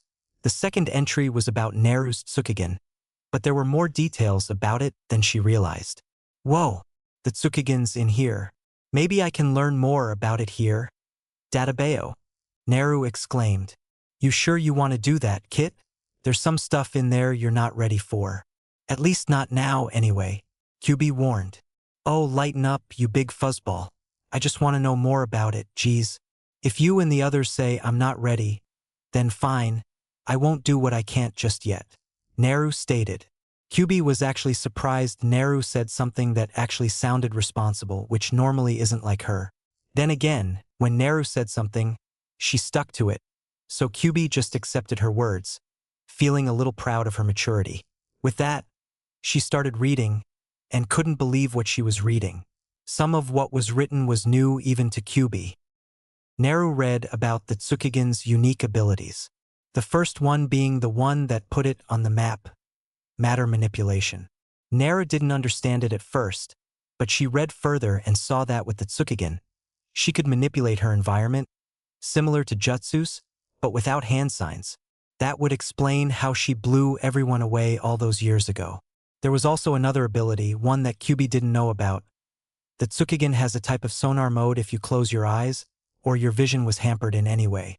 Sonar? What, like the bats? Naru asked, extremely confused. Holy shit. Kushina never learned this, so she never knew. Kit, this scroll is saying that you could see even when your vision is disrupted or clouded. And since it's like sonar, you could literally see everything around you. It's similar to the Byakugan's 360 vision. What? I gotta try it. She activated her Tsukugen and closed her eyes. Nothing happened. So, she sent a little more chakra to her eyes, and then things started to form in the darkness. Naru gasped at what she was seeing. She was looking at an outline of everything that's around her. Right now she was looking at the scroll outlined in white. The text was white too, but everything else was black. She could see behind her and through the door as well as down the hall. Hell, she was even able to see the small outline of Hiruzen working in his office. Whoa, this is crazy, Naru said, awed. No kidding. I had no idea this ability existed. You can basically fight even when blinded. This can be very helpful, Kit. Kyubi said, also amazed by this ability. Naru opened her eyes and her normal vision came back. Apparently that mode was called second vision, which Naru thought sounded kinda cool. She saw that there was nothing else about the Tsukugen in the scroll. When she hit the third entry, Kyubi almost crashed into his cage. He was that shocked. Kit, that's the 8 trigrams sealing style, he almost screamed. The 8 what now? Naru asked. The 8 trigrams sealing style. It's what your father used to seal me in you. And it was made by the Uzumaki clan. Learn it. Yeah, Kyubi was definitely screaming now. Naru's eyes widened in shock. If she learned the sealing style, she'd not only know something from her clan, but she'd also know everything about the seal on her. Hell, who knows what she could apply it to. Not saying another word, she memorized that entry's contents. Kyubi even helped by writing what Naru read in his cage, for future reference. Once she finished, she learned that her clone popped itself. Hiruzen was coming, and fast. Naru panicked as she looked for a hiding place. Then she remembered the henge jutsu and used it to turn into a rock in a corner. Hiruzen came in very quickly, even for his age. He immediately went to where the scroll was, and was relieved it was still there. I know you're still here, Naru-chan. You're not fooling this old man, Hiruzen said, throwing the scroll at Naru's rock form. She instantly turned back. Ow! That hurt! Databeo! Naru yelped in pain, holding her head. Hiruzen's sweat dropped and deadpanned. That was the point. Turning serious, he asked, why were you reading this scroll? It's forbidden for a reason. Because I wanted to know why Mizuki team wanted it so badly. He asked me to get it and learn at least one thing. That way I'd be able to protect the village better. Naru explained, using air quotes on what Mizuki told her. This had Hiruzen's attention. Mizuki? He asked you to steal the scroll. Well, those weren't his exact words, but yeah, basically, after I read some of this I was gonna tell you, but you rushed over here. How'd you even know I was in here? Hiruzen simply said, I have my ways. Naru gave a deadpan stare and said, bull. Shit, you used that ball thing again. Didn't you, Gigi? Kyubi told you about that, huh?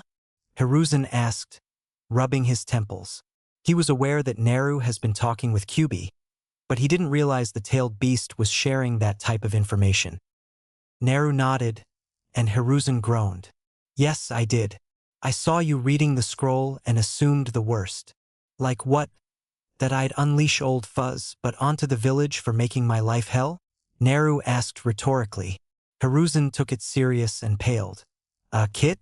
That's plenty of reason to do that. Kyubi deadpanned. Well, do you want to leave? Naru asked. Wait, what? Naru sighed and repeated, I'm asking if you want to leave.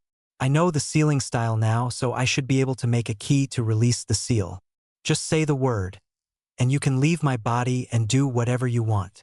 Kyubi thought Naru was just kidding, but saw she was dead serious. She was willing to set him free, because she knew he wasn't the demon everyone made him out to be. If it were normal circumstances, Kyubi would say yes. But this wasn't it. He cared too much already.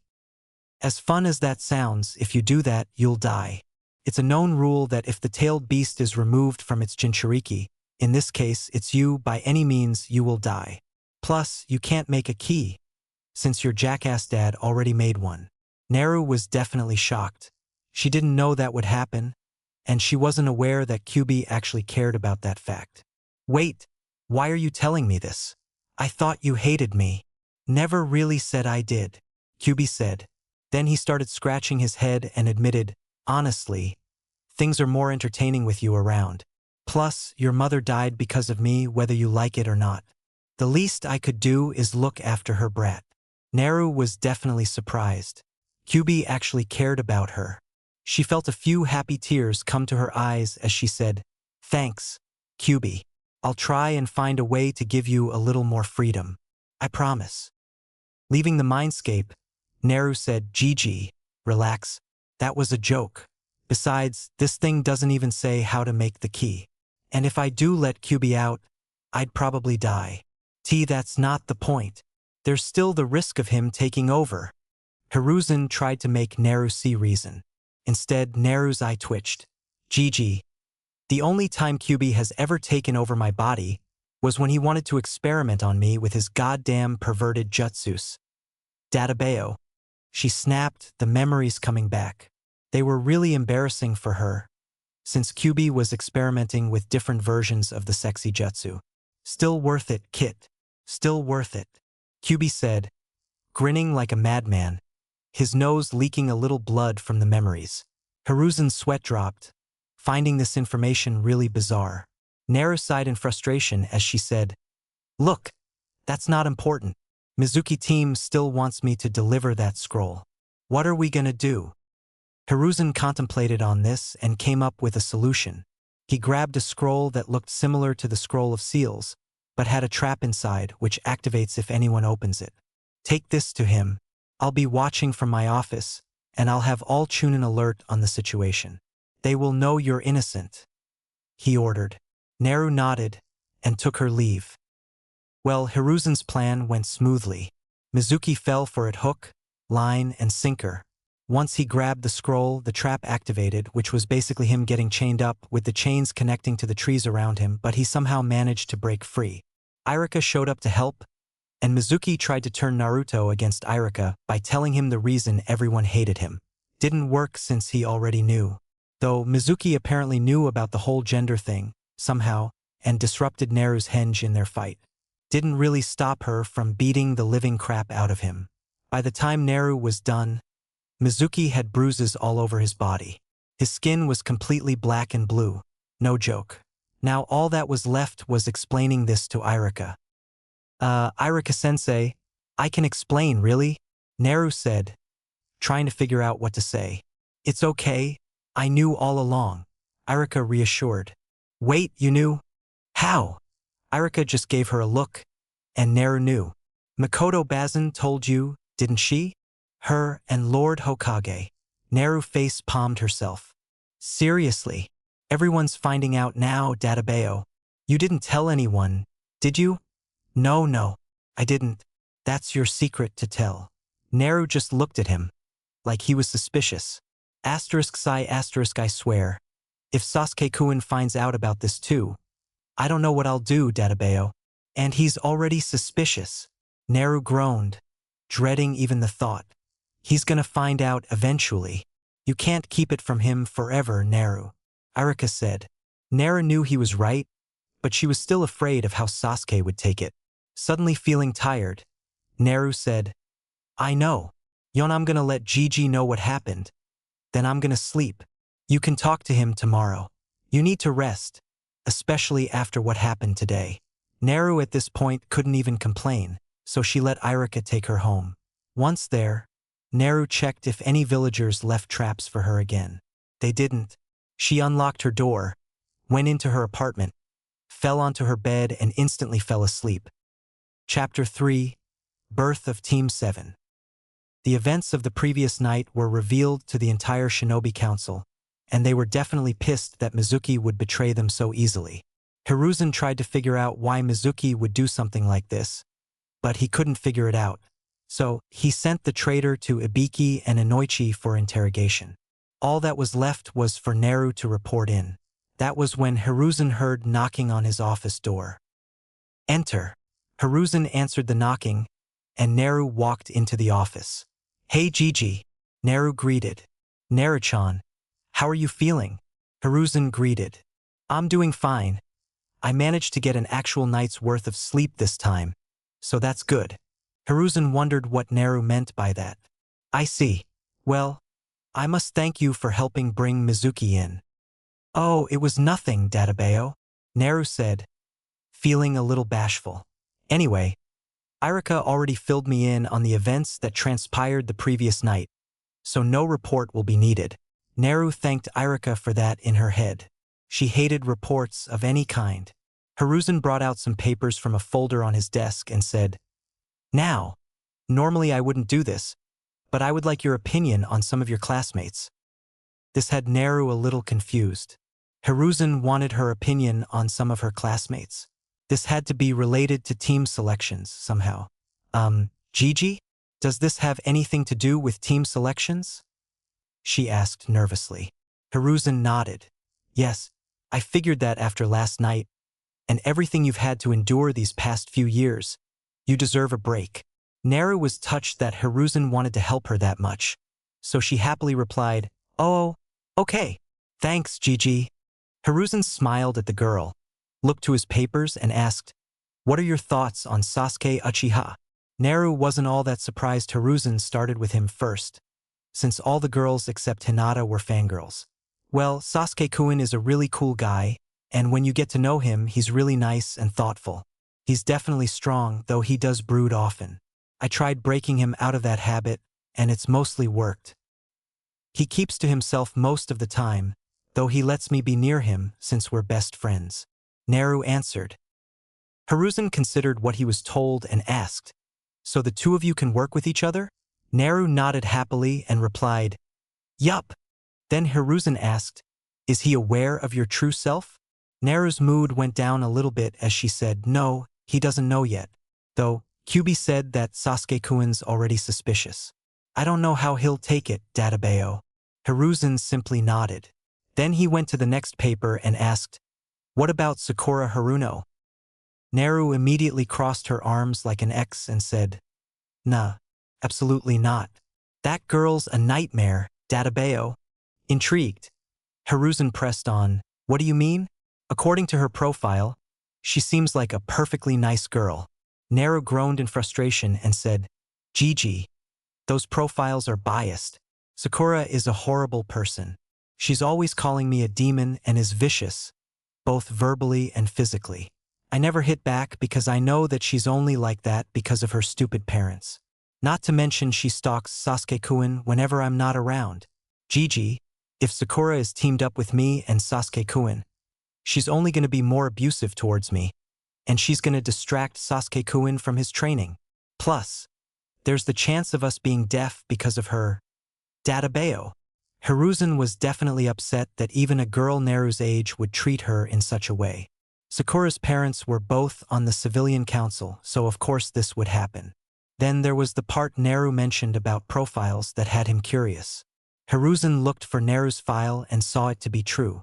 Naru's file made it sound like SHE was the nightmare, completely uncooperative, and terrible all around. He was definitely going to fix that when this meeting was done. I see. Is there anyone else that you think would be willing to work with you and Sasuke-san? Hiruzen said. Naru immediately answered, Yeah, Hinata-chan. This definitely had the old Hokage interested.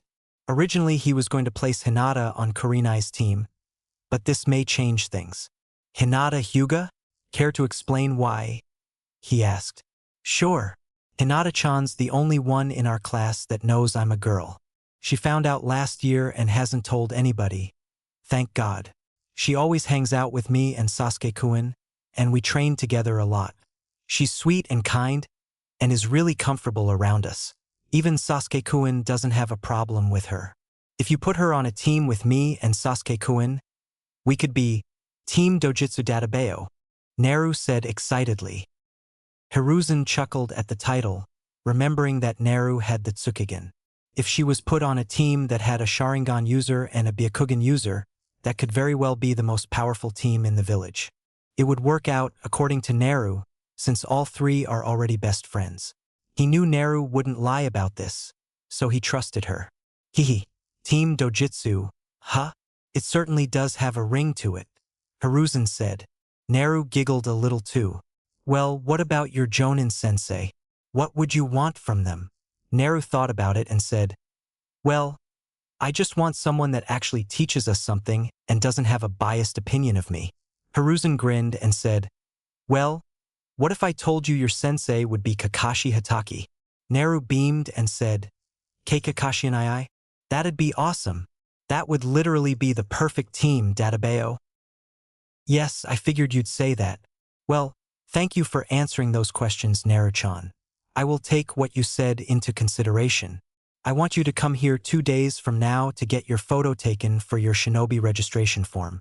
As you know, I have other teams to make, so in 2 weeks, you are to report back at the academy at 8 a.m. for team assignments. Hiruzen said. Naru nodded and said, okay, thanks Gigi. I'll see you later. Then she left, leaving Hiruzen with papers all over his desk. He said it once and he'll say it again. He hated paperwork. After that day, Naru got her picture taken twice, one with her henge and one without it, just in case she was ready to come out. She was really tempted to wear some type of face paint as a joke, but she figured that would only make things a little worse. Once that was done, Naru spent the rest of her time training and spending time with Sasuke and Hinata. The whole time, Sasuke kept wondering how to figure out if his best friend was really a girl. Then it hit him. Just ask Naruto to spar with him. That way, it'd give him an excuse to use his Sharingan to see if there was a henge active. More than a week into the break, Sasuke knocked on Naruto's door. He heard someone fall, grunt, and trudge towards the door. It opened to show Naruto in his pajamas. Sasuke? What time is it? Naruto yawned. It's only 10 dobe. You're still sleeping in. Sasuke exasperated. Oh, well, what's up? Naruto asked, feeling a little more awake. Well, I was hoping that later you and I could have a little sparring match. You know, that way we aren't soft by the time we're placed on teams. Sasuke answered. A match? Hell yeah. When do you want to do it? Naruto exclaimed. He was always like this when it came to sparring with the Uchiha. The two always come out better and stronger than when they started. Maybe once you've actually eaten breakfast and gotten ready, Sasuke said. Right on it. With that, Naruto shut the door and started getting ready. Just meet me at training ground 7, dobe. Sasuke half shouted from outside. I got it, team. Just don't be asleep when I get there. Naruto shouted back. Making sure Sasuke left, Naru dropped her henge and got in the shower. Kid, I think you should know, this is a trap, Kyubi said. What are you talking about? How is it a trap? Naru asked. I mean that he's probably using this match as an excuse to see if you're a girl or not. And no, I'm not messing with you. Naru paled at the thought and began to panic. Oh my god. Oh my god, oh my god, oh my god. What am I gonna do? He's gonna find out, Databeo. Naru exclaimed, very distressed. Look, Kit, it's like that guy Irika said. The Uchiha was gonna find out eventually. Relax, it won't be the end of the world. If he's really your best friend, he'll accept you, no matter what. Kyubi's words did help a little bit as Naru ate, got dressed, put on her henge and headed towards the training grounds. There, Sasuke was waiting next to a log. He noticed Naruto approaching and greeted, Hey, so, you ready? Naruto nodded, a little nervous. All right, but before we start, let's make things a little interesting, Sasuke said. Naruto was confused and asked, Interesting? What, you want to make a bet or something? Sasuke nodded and said, Yeah, and the bet goes like this. Whoever wins gets to make the loser do one thing for them, anything they want.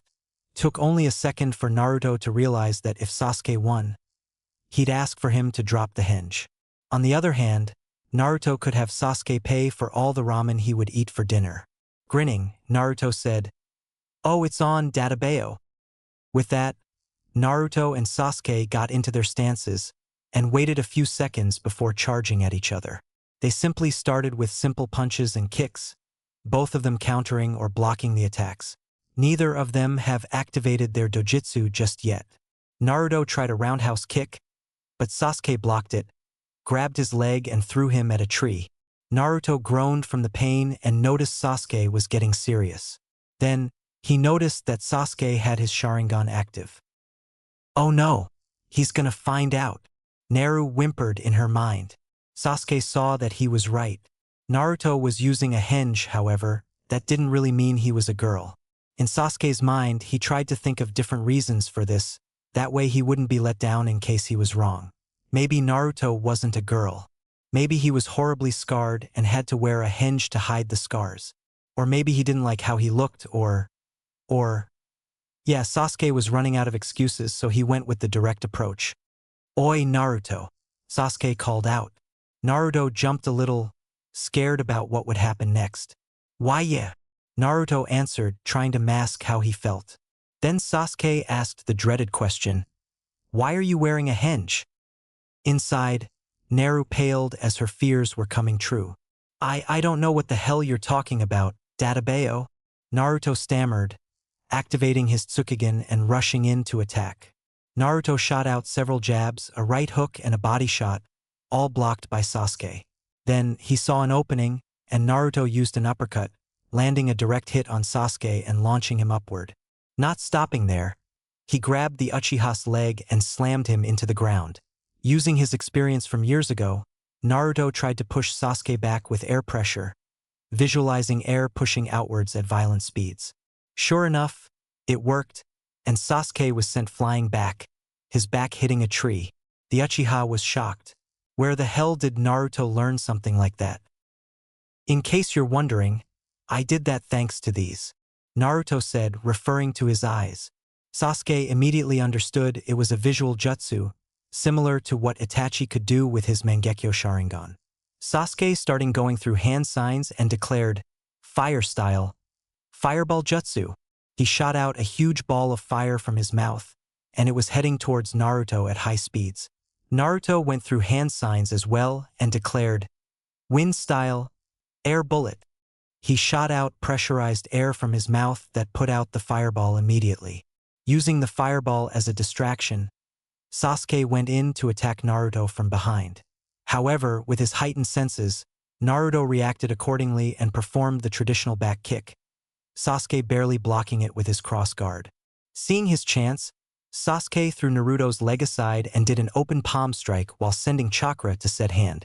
He hit Naruto square in the chest, not only sending the Uzumaki back several feet, but also disrupting the henge.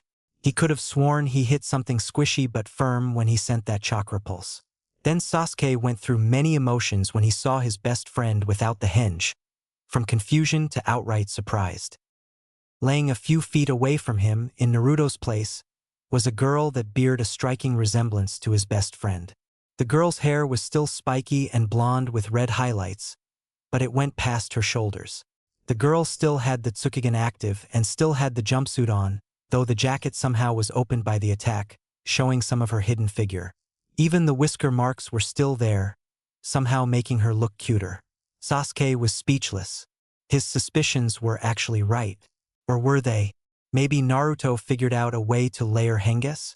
Or did he use his sexy jutsu as a joke?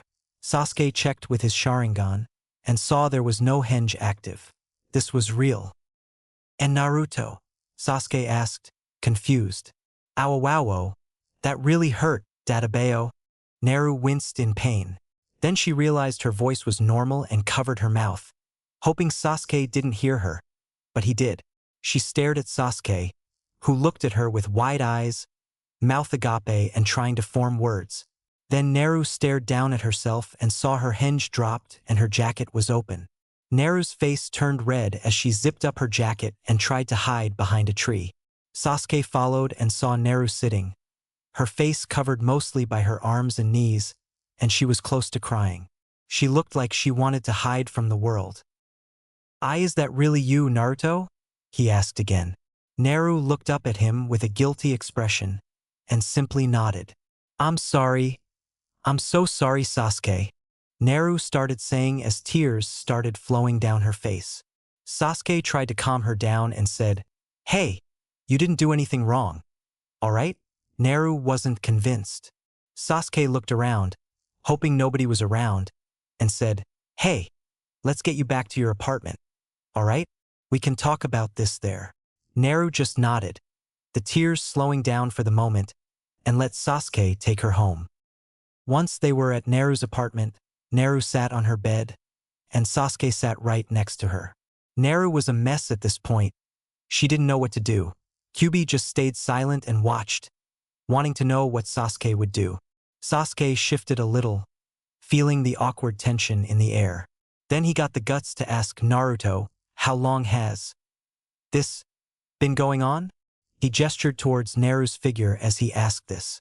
Naru nervously said, I was always like this. I was born a girl." Sasuke pressed on, "If that's the case, then why did you use a henge to make yourself look like a guy? And why didn't you tell me?" Naru's tears were coming back, as she thought Sasuke was mad at her. In a way, he was, but not for the reasons she thinks. "I'm sorry. Sniff *, I'm really sorry." Sasuke placed a reassuring hand on her shoulder and said, "It's okay. I just want to know why. I promise I won't get mad." Naru's eyes widened a little as she stared at Sasuke with disbelief. "Why you promise?" she asked timidly. Sasuke nodded, and Naru took a deep breath as she decided to tell him. She told him what she told Hinata the year before, about how she was always attacked when she was younger, and how it started escalating. She still couldn't bring herself to fully say out loud what almost happened to her. It only made her cry harder. Sasuke managed to put 2 and 2 together, and he was pissed. "Why didn't you tell me about this?" Sasuke asked, wanting to know why the girl lied to him for years, why the girl hid her pain. I thought that why you'd hate me, if I told you. I thought you'd hate me for lying to you, for tricking you all these years. *, for using you." Naru cried, her insecurities coming to the surface. "I'm sorry, Sasuke. I'm so sorry. For everything. I know I don't deserve to ask this, but please, don't sob. Please don't hate me." She sobbed even harder.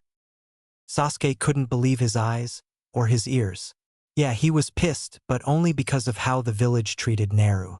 He was already pissed since he knew Naru was hated by most people and was somehow called a demon by almost everyone. But now this was different.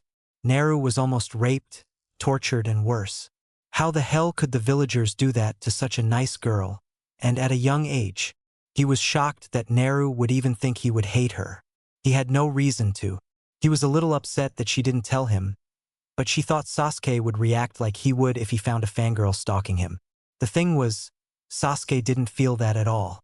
He was sure that deep down, Naru is still the same as the best friend he remembered growing up with. But he had to make sure. "Was there anything else you lied about when we hung out, besides the whole gender thing?" Sasuke asked, strangely sounding calm. Naru shook her head furiously and said, "And no, just that." "Then all those times we hung out together, you were being yourself?" Sasuke asked. Naru stared at him and nodded. Then Sasuke wrapped her in a hug. "Then why would I hate you? Boy or girl, you're still my best friend," he said. Naru's eyes widened in shock. "Why you mean it? Why you really don't hate me?" she asked in disbelief. Sasuke simply said, "Yeah, I mean it, dope." Naru then clung to Sasuke and bawled her eyes out on his shoulder.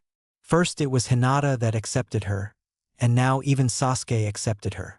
He didn't hate her. She couldn't believe it. It was too good to be true. But it was true, and that was what filled Naru with so much happiness. All these years, she worried over nothing. Once Naru calmed down, they separated and Sasuke decided to get an actual up-close look at Naru. Overall, she was beautiful. He couldn't understand why the villagers would do something so horrible to her. It doesn't make sense. He wanted to ask about it, but he didn't, because he wanted Naru to tell him when she was ready. Then he started to wonder who else knew about Naru. "Naruto, does anybody else know about the real you?" Sasuke asked.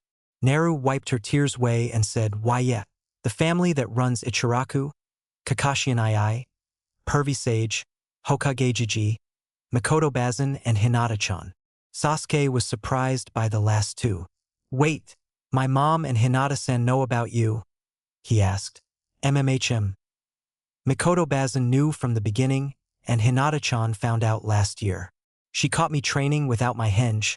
I panicked, and once I explained everything, she promised she wouldn't tell anyone. That's mostly why she started hanging out with us more, Naru said.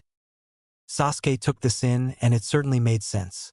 It definitely did explain why Hinata slowly started getting more confidence, and why she hung out with them more often. Then another thought hit him. Is Naruto even your real name?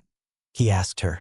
Naru laughed sheepishly, scratched the back of her head and said, why yeah, it is, but I prefer going by Naru.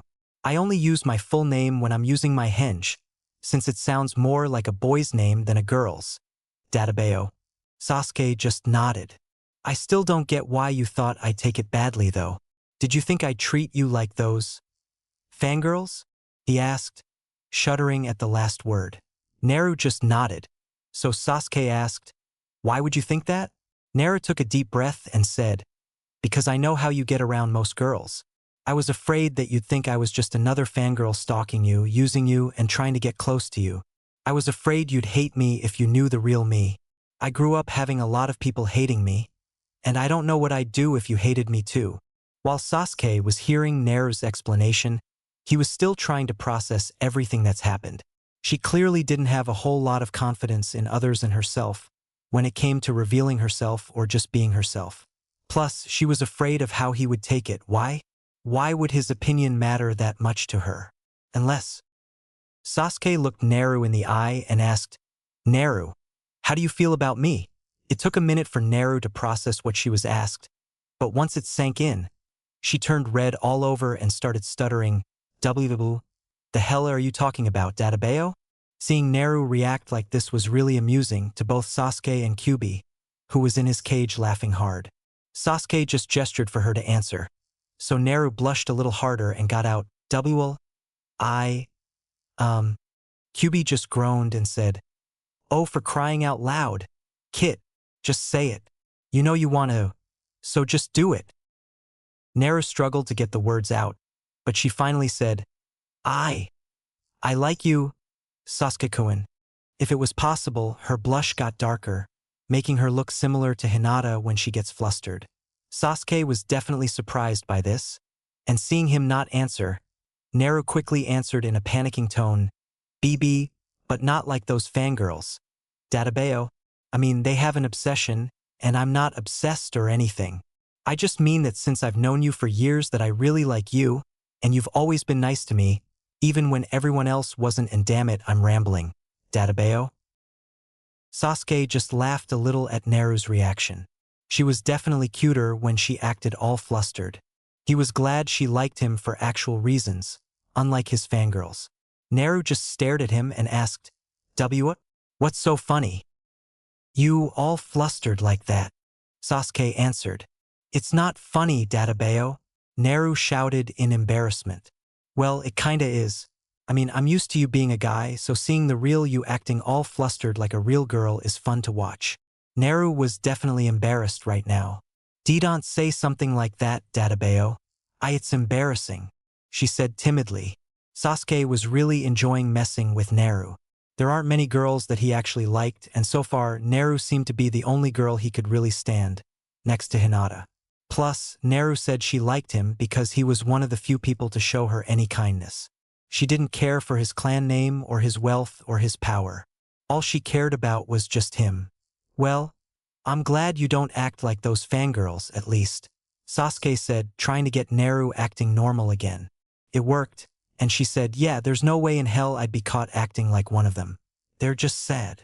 The two laughed a little, remembering how the fangirls would normally act, caring more about their looks, fashion, and boys than actual shinobi training. But you won't have to worry about that with me.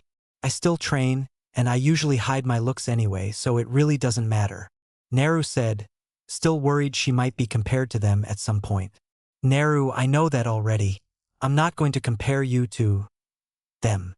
Sasuke reassured. Then he rubbed the back of his neck and said, "Actually, to be honest, you look better than everyone else anyway." Naru's blush started taking in a little pink as she said, "Why, you really think so?" Sasuke nodded, clearly a little embarrassed too. The compliment alone made Naru's heart feel like it grew wings and was flying. She couldn't remember ever being this happy. Just then, they heard someone knock on the door and Naru jumped a little. Sasuke went to get the door and saw it was Hinata. "Es Sasuke-san? Is Naruto-kun in here?" Hinata asked. "Yeah, Naru's in here," Sasuke replied. This had Hinata very surprised. He actually found out, but how? Hinata rushed in and saw Naru on the bed. "Naru-chan?" she exclaimed. Hey Hinata-chan. What's up?" Naru said sheepishly. How did Sasuke-sen find out?" Hinata asked, taking a seat right next to Naru. "Well, I asked Naru to spar with me, and I disrupted the henge during the fight. I brought her back here and she explained everything." Sasuke answered for Naru. As he was explaining, Naru suddenly remembered how the henge was disrupted. He had palm striked her right in the chest, in between her breasts. Naru blushed furiously as she punched Sasuke in the head and yelled, "You jerk!" Sasuke was definitely confused now. What did he do? "What the hell was that for?" he asked. "That was for what you did back in the training grounds," Naru said, not even facing Sasuke. Hinata saw Naru's face was red, so she asked, "Naru-chan? What did Sasuke-san do to you?" A tick mark appeared on Naru's head as she snapped. "He hit me in the chest with an open palm strike. Databeo. With chakra." This didn't help the confusion. Hinata just tilted her head, not understanding, and Sasuke just said, "You make it sound like it's a big deal. We were sparring, remember?" Naru just turned around and said, "You hit me in the chest, right in the middle. Don't you get it?" Hinata gasped and blushed a little, finally getting it. Sasuke was still a little slow, so Hinata said, Sasuke-san, I think what she's trying to say is, you touched her where you shouldn't." Took a minute for him to get it, but when he did, he was the one blushing. "Wait, I didn't mean to do that, I swear," Sasuke exclaimed, trying to make things right. Naru just hit him again and shouted, "You freaking hit my boobs, Databeo." Now QB was having the time of his life right now. Wahahahaha. "Oh man, this is too good." QB got out between laughs. "Shut up, you perverted fox," Naru shouted in her head. "And Naru-chan, I'm sure Sasuke-san didn't mean it," Hinata said. While the situation was a little funny to her, she sort of felt bad for Sasuke, since he made a mistake and was paying for it in pain. Naru just stared at Sasuke suspiciously and said, Fine. I forgive you, team. Just don't do that again. Okay?" Sasuke got up and started nodding. Fast. Naru's anger was not to be tested or else. After Naru calmed down, she turned to Hinata and asked, "So, what did you stop by for, Hinata-chan?" Hinata remembered the reason for her visit and responded, "Oh, well, we only have a few days before team selections and, Naru assumed what the girl came for and finished. "You wanted to hang out before we're put in teams, right?" Hinata nodded. Naru got up and said happily, "I'd love to. Actually, we could all hang out today." Sasuke turned to the blonde and asked, "You sure? It kinda seems like a girls' night thing." Naru simply said, "It's fine, Databeo. I'll even go out like this." Both Hinata and Sasuke looked at her with worried expressions. "Are you sure, Naru-chan?" Hinata asked, remembering what Naru said about how the villagers treated her. "Yeah, it's fine. I doubt the villagers remember what I looked like as a girl anyway." "That may be, but your jumpsuit will give you away, and your little whisker marks," Sasuke pointed out. Naru looked down at her clothes and groaned. "Yeah, but I don't have much else. I could hide the marks easily, though." Sasuke immediately suggested, "I could ask my mom to get some stuff for you. Besides, you need a better wardrobe anyway." Naru was really grateful and said she was okay with it. An hour later, Mikoto came over with clothes for Naru. She was glad her son still accepted Naru, and was happy to see Naru smiling the way she was. Mikoto gave the clothes to Naru, who went into the bathroom to change. The older Uchiha looked around the apartment with disdain and said, "I still can't believe they forced Naochan to live in a place like this." Sasuke and Hinata agreed. The place was a dump. It was bad enough the apartment complex looked terrible from the outside, but Naru's was worse. Years of breaking and entering have caused the apartment to look like bombs were dropped everywhere. It was no place for a 13-year-old girl to live in. Mikoto Bazin? I need some help. Naru called from the bathroom, sounding embarrassed. Mikoto looked a little confused at first, but immediately remembered why Naru asked this. Naru hardly ever wore clothes for girls, so they were practically foreign to her. When Mikoto entered the bathroom to help, it turned out that there was another issue. Not only were the clothes difficult for Naru to put on, but they were also a little short on her. Apparently the young girl grew recently, and the jumpsuit hid it pretty damn well. Take that however you want. Eventually, the two came out of the bathroom, Mikoto looking like a proud mother, Naru just looking shy and embarrassed. Sasuke was so used to the jumpsuit he didn't expect Naru to look so good in actual clothes. The girl wore a simple white shirt with the fire symbol on the front, skinny jeans, and her regular sandals. The clothes themselves weren't the reason Sasuke was so shocked. No, the reason was that the clothes clung to Naru, showing the figure that was normally hidden under her jumpsuit. Plus, she used a henge to cover the whisker marks, so she looked like a normal girl. Yeah, nobody's gonna recognize her looking like that. Hinata gushed and said, "Wow, Naru-chan, why you look great." Naru gave a small smile and said, "Thanks, Hinata-chan." Then she caught Sasuke staring at her and blushed a little. What?" Naru asked. Sasuke snapped out of his trance and said, "Nothing. You look really good in that, that's all." Naru blushed again and said, "Thanks, Sasuke-kun." Once they were ready, they left. As they were leaving, Mosquito said, "Have fun, you three." They all just smiled as they went out. "So, Naru, about that bet," Sasuke started. Oh yeah, we never finished the match, did we?" Naru said, remembering what they promised. "Well, I'll just let you get the prize." Naru was a little surprised Sasuke would just let her have the prize from the bet. Are you sure?" she asked. Sasuke nodded and said, "Yeah, I'll do one thing for you today. Anything you want." Part of him was nervous of what Naru would demand. Part of him thought Naru would make him pay for her ramen, and she eats a lot of that stuff in one meal. Another part of him was a little afraid that Naru would want something else, something his fangirls would kill for. Wheel. Naru contemplated, wondering what she wanted. Then, an imaginary light bulb appeared above her head as she said, "I want you to come hang out with me and Hinata-chan, and pay for our lunch." Well, his first thought was right. Now that was something he could handle. At least until he realized that by doing that, he would be flat broke by the end of the night. After that day, whenever they weren't in public, Naru would have her henge off when she was around Hinata and Sasuke. Honestly, the thought of finally being her true self, and not hiding from them anymore was enough to fill her with joy. Sasuke learned that even as a girl, Naru still did a lot of the same things she did with her henge one, with a few differences, obviously. The girl was a tomboy, that went without saying. However, now whatever she did seemed cute to Sasuke. Every time she laughed, Sasuke couldn't help but smile at the sight. He noticed Naru acted a little more shy around him, especially whenever he's nice to her. Then Sasuke remembered Naru saying she liked him.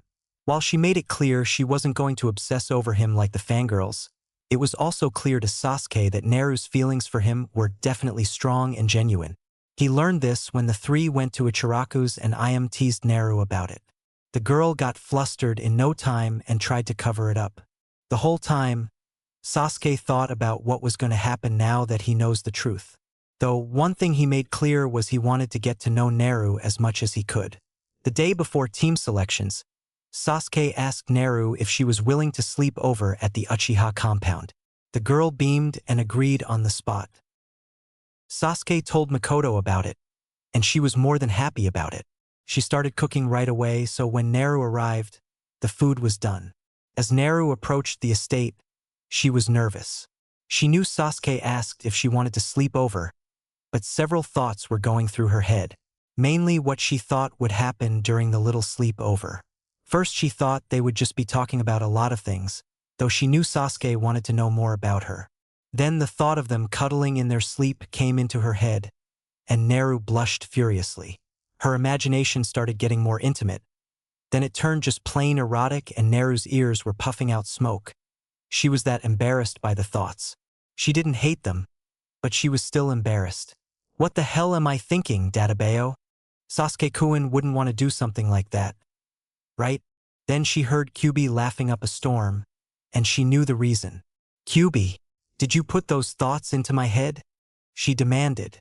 You're goddamn right I did, Kyubi said with a shit-eating grin. Naru just groaned from annoyance and embarrassment from the tailed beast's antics. Naru knocked on the door, and Sasuke was the one who answered. Hey Naru, Sasuke greeted with a smile. Naru smiled back and said, Hi Sasuke-kun. Thanks for inviting me over. Sasuke let her in, and Naru was still amazed with how the huge house looked. It definitely made her apartment look like a closet. Makoto came out of the kitchen and greeted Naru-chan. It's so good to see you again. She gave Naru a big hug, which was returned. It's really good to see you too, Makoto-bazan, Naru said, enjoying her aunt's embrace. Itachi walked into the room and was confused by the sight. Sasuke, who's that girl hugging mother? I wasn't aware you were dating already, Itachi asked, wanting to mess with him a little. Both Sasuke and Naru blushed furiously at this statement. Naru started stammering me and Sasuke-kun? DDD dating. I assent that a L little F fast, Dadabayo? Itachi recognized the verbal tick and said in surprise, Naruto. Sasuke groaned and explained that Naru had a henge on the whole time and this was who she really was.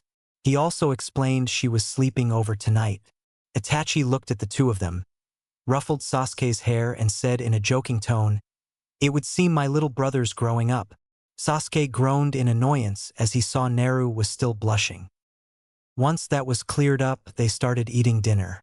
Throughout the meal, Itachi and Makoto were asking Naru questions about how things were going with her. Naru answered them, all with a smile that never left her face. So, Naru-chan, how do you feel about Sasuke? Itachi asked suddenly. Sasuke wanted to bang his head repeatedly on the table for asking Naru something he knew would be embarrassing for her. Naru blushed and said, Well, I like him. Itachi decided to press on, just to mess with her. You like him? As what? A friend? Or maybe something more? He asked. Naru's blush darkened and she blurted out, I don't know, Dadabayo. I know I like him, but I don't want to be like that pink banshee or the other stalkers. Well, Itachi got what he wanted.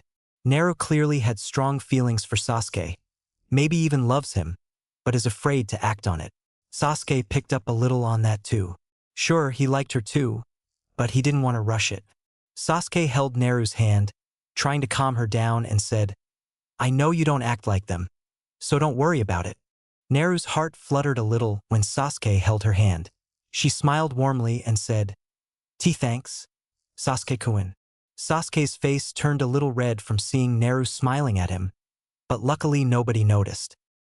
When everyone finished eating, Naru offered to help clean up, which Makoto was grateful for. So, you really like Sasuke-chan, huh? Makoto asked, wanting to know more. Naru almost dropped the dish she was washing as she said shyly, why yeah. Makoto found this cute and squealed while hugging her niece. Oh, I can't believe how fast you're growing up. Your mom would be so proud of you, she said. While Naru was still embarrassed by what Makoto asked her, the mention of her mom was enough to make her feel warm inside. Makoto let her go and asked, So how long has this been going on? Naru tried to remember when she started seeing Sasuke as more than a friend, but she couldn't quite place it. I don't know. I know I've liked him as a friend since we were kids, but I don't know when I started to, When you started loving him? Makoto teased.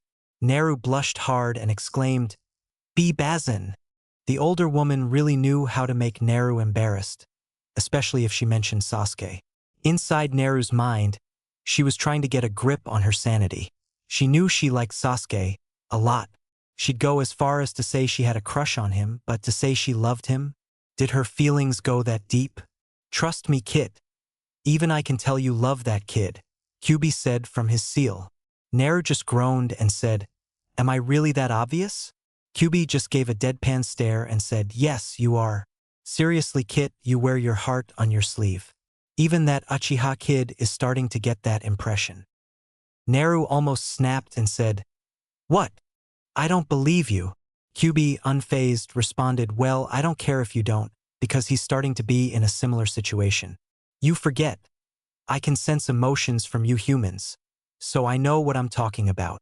Naru was confused by this and asked, Wait, I thought you could only sense negativity? Since when could you sense other emotions? I've always been able to do it, Kit, though I'm best at sensing negativity. The rest is a little trickier. And before you ask, no, you can't sense other emotions. Kyubi clarified. Naru processed what she was just told. It certainly explained why Sasuke has been treating her different, but she didn't want to get her hopes up. Instead, she left the mindscape and tried to get back to cleaning up. Once everything was cleaned up, Makoto gave Naru permission to sleep in Sasuke's room. The thought of the two sleeping together in the same room normally didn't freak Naru out as much as it did now. Back then, Naru had her henge, so it wasn't weird. Now Sasuke knew, so there was no telling how awkward things would get. When she went up to the room, Sasuke was already there. Hey Sasuke-kun. I don't know if you knew this, but… Naru started nervously. Yeah, I know, you're sleeping in here. It's fine, Sasuke said. This made Naru feel a whole lot better. Oh, okay. Phew, I thought you'd be weirded out or something. Sasuke gave her a weird look and asked, Why would I be weirded out? Naru's face reddened slightly as she said, Well, it's just that. You know? You're gonna be having a girl sleep in the same room as you. Sasuke tried to understand what Naru was saying, and slowly realized why she was acting like this. Back then, when they had the occasional sleepover, they usually shared the bed, as they didn't have a guest room. Of course, they stayed on their respective ends, as the bed was big. But what Sasuke didn't know was that every time, Naru was ecstatic and embarrassed about the situation, though she hid it very well with her henge. But she couldn't do that anymore. Oh, Sasuke said as the realization just dawned on him. Well, I could just sleep on the floor and you take the bed. Naru frantically said, And no, you don't have to do that. Sasuke-kun, I'll sleep on the floor. Sasuke just shook his head and said, Naru, there is no way in hell I'll let you sleep on the floor. While Naru was very touched that Sasuke said that, there was still the problem with sleeping arrangements. So you're okay with Emiya sleeping in the same bed as you? She asked. Sasuke gave Naru one of his rarest smiles and said, If it's you, yeah. Naru's heart practically skipped a beat. Sasuke hardly smiled like he used to, so for him to say such a nice thing with the one thing she missed on his face, it made her really happy. Okay, Naru said happily, one tear of joy sliding down her face. They decided to take turns changing into their pajamas in the bathroom, and once they did, they got into bed. Naru's breath hitched when Sasuke held her hand. She saw him looking at her, his smile still there. Sasuke-kun? Naru asked. Yeah. Naru blushed a little and said with pure happiness, Thank you. For not hating me. Sasuke just wrapped her arms around Naru in a hug and said, Hating you is impossible, especially after everything we've been through. I'll always be here for you, Naru. Naru thought she couldn't be happier, but she was proven wrong. She snuggled closer into the embrace and said, Thank you, Sasuke-kun. I'll be there for you too, Dadabayo. She soon fell asleep using Sasuke as a pillow. He actually liked seeing Naru like this. Seeing her look so delicate and vulnerable in her sleep, Sasuke swore to stand by his word and always be there for Naru, no matter what. The next morning, Hiruzen called in the Jonin instructors to let them know who they are responsible for teaching, should they pass the true final test. He went down the list until he was down to 2 Jonin, Kurenai Yuhi, the Genjutsu mistress, and Kakashi Hatake, the copy ninja and former ANBU. Kurenai, I'm afraid I have made changes to the squad roster for your team, Hiruzen said, knowing how the young woman would take it. Kurenai was definitely worried. What did he mean by that? She had some worries and suspicions, but she just hoped they would be wrong. What changes, Hokage-sama? Kurenai said, trying to mask her fears. Hiruzen still saw them and sighed. He saw this coming, so he figured he should break it to her slowly. Hopefully she would understand. I'm placing Hinata Hyuga on Team 7. Sakura Haruno will take her place on Team 8. Hiruzen said. Kurenai paled a little, her worst fear came true. Kakashi's eye just widened, as this was a sudden change. And may I ask why? This team was made specifically for tracking. Changing one of the members could make that purpose null and void. Kurenai said. She really wanted Hinata on the team, not just because of how she'd contribute to the team, but because the two were really close. The woman was like a mother figure to Hinata, and she really wanted to help the young girl heal from the emotional damage done by the Hyuga clan elders, as well as her own father. Well, I realized that had I left the team lineups as they were, there would have been major consequences. Hiruzen explained. Major consequences? What kind? Kakashi inquired. Naru brought this up, and I looked into what she said. Explain this to me, you two. How do you think Team 7 would be with Naruto Uzumaki, Sasuke Uchiha, and Sakura Haruno? Kurenai pondered and came to a conclusion. There would be friction in the team, she said. Kakashi found an answer too. The girl would be a problem, given her behavior. From what Naruchan told me, Sakura Haruno is verbally and physically abusive to her, as well as the worst of Sasuke's fangirls. Their progress would be hindered because of her. Kakashi said. Hiruzen nodded and said yes. Hinata, on the other hand, would help the two improve. Sasuke has recently discovered Naru's true identity, and Hinata has known for some time. Placing them on the same team as her would help Naru grow as well. The girl's already done wonders with breaking the young Hyuga out of her shell. Kurenai nodded, now realizing why Hinata has been a little more cheerful lately. I see. So placing Hinata on the same team as Naru would be beneficial for everyone. Kurenai guessed. That, and I noticed Sakura is more suited for using Genjutsu like you, Kurenai.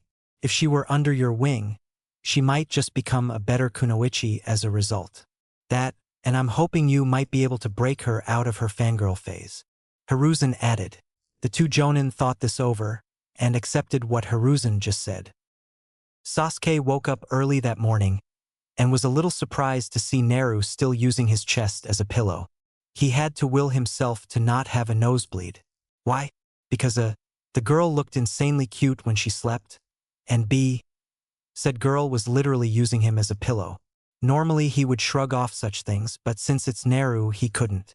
And Naru's pajamas didn't help, considering all she wore was a t-shirt and shorts. This meant Sasuke was feeling Nerg's breasts on his chest, and he was not sure how to handle it. When he accidentally hit them days ago, he remembered them having a squishy feeling. Now they still had the same feeling, squishy but also firm, which was odd to him. Before he could start losing blood, Sasuke poked Naru's nose, trying to wake her up.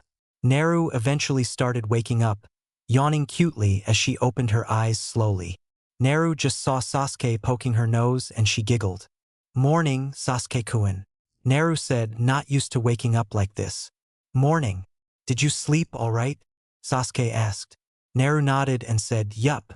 I haven't slept so good in a long time. I feel great, Databeo. Sasuke was glad Naru was feeling better after everything, but he still wanted to address Naru's current position. Naru, I don't know if you noticed, Sasuke said, gesturing to Naru's current position. Naru looked to what Sasuke was talking about and saw she was still using him as a pillow.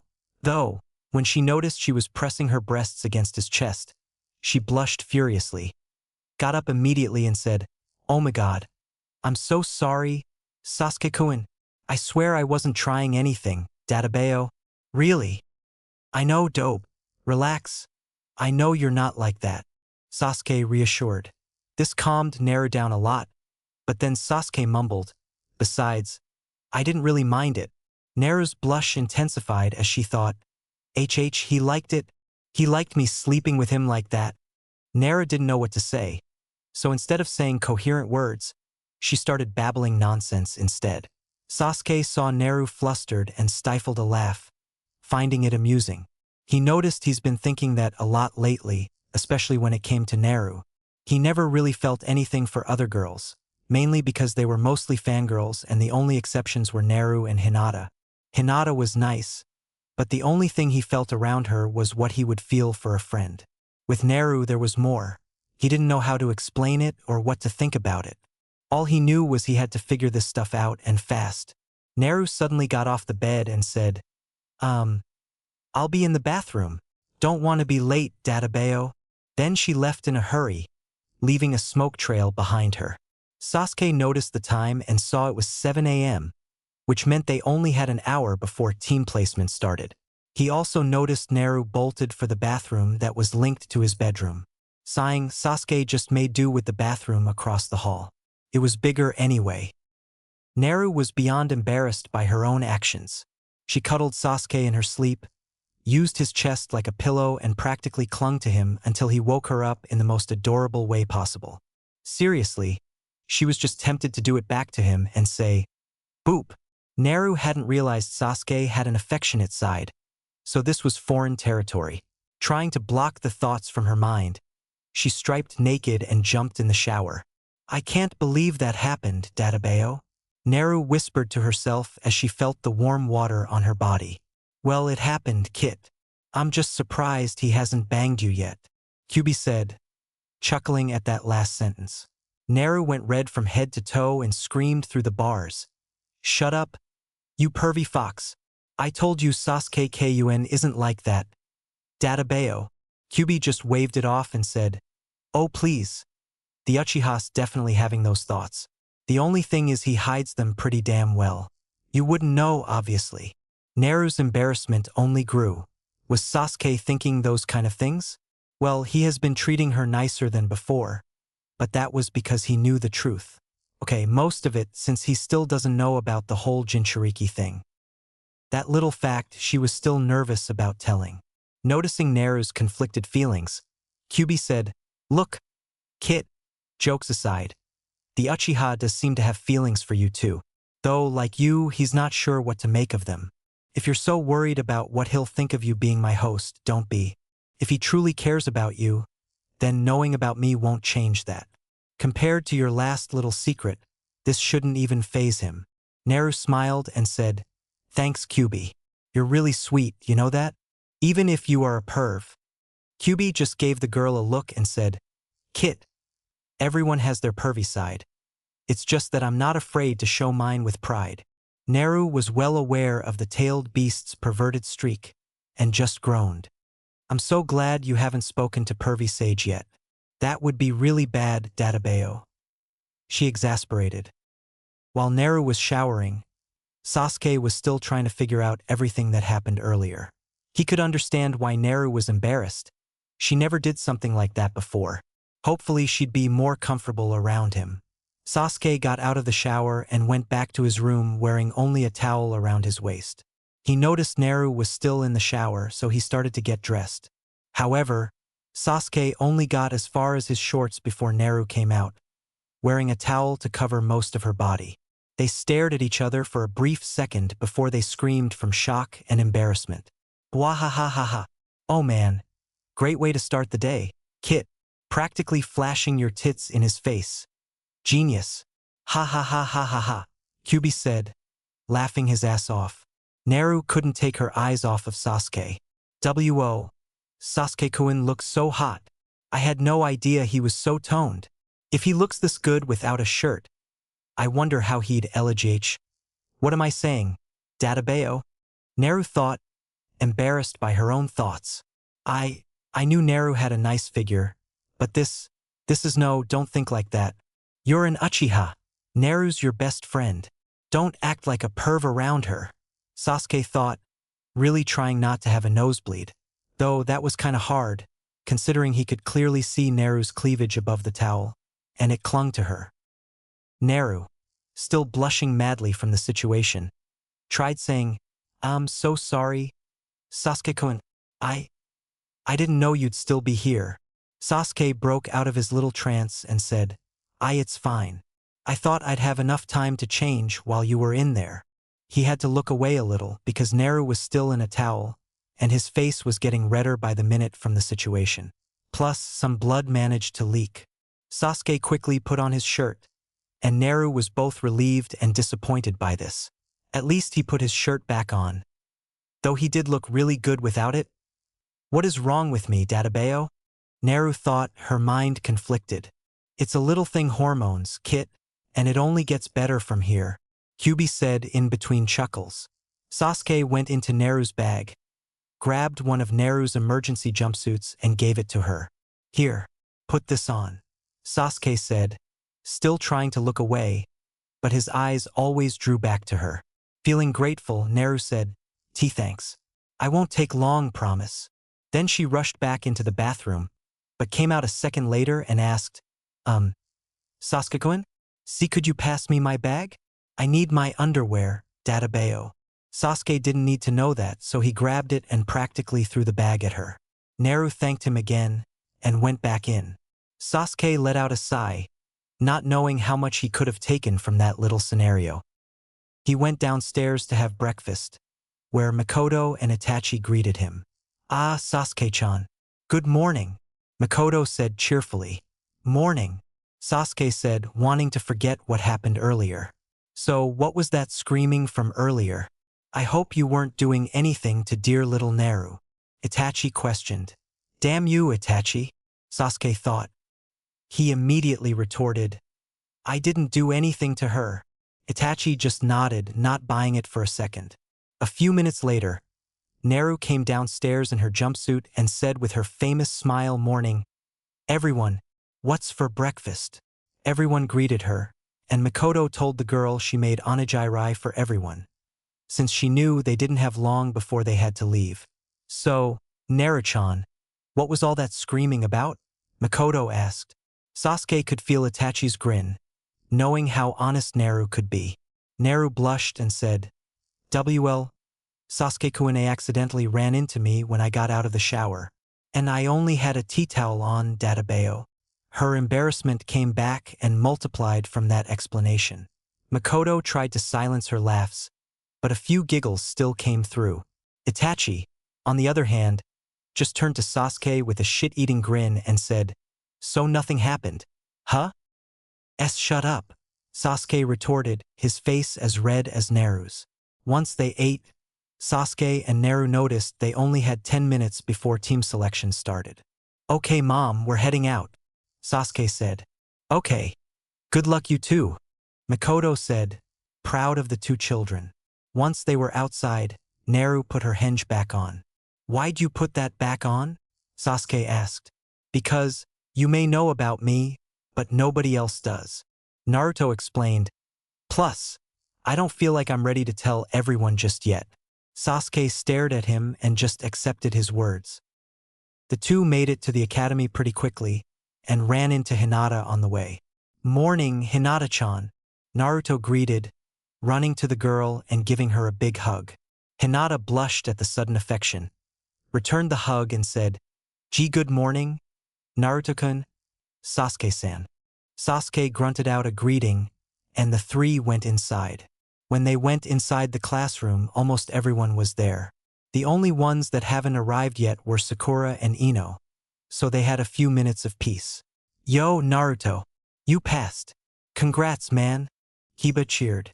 Akamaru barked a few times, probably congratulating the blonde. "Yeah, thanks, Kiba. You too, Akamaru," Naruto said, petting the dog who enjoyed his touch. "So, come on, you gotta tell us. How'd you do it? You had some ace up your sleeve. What is it?"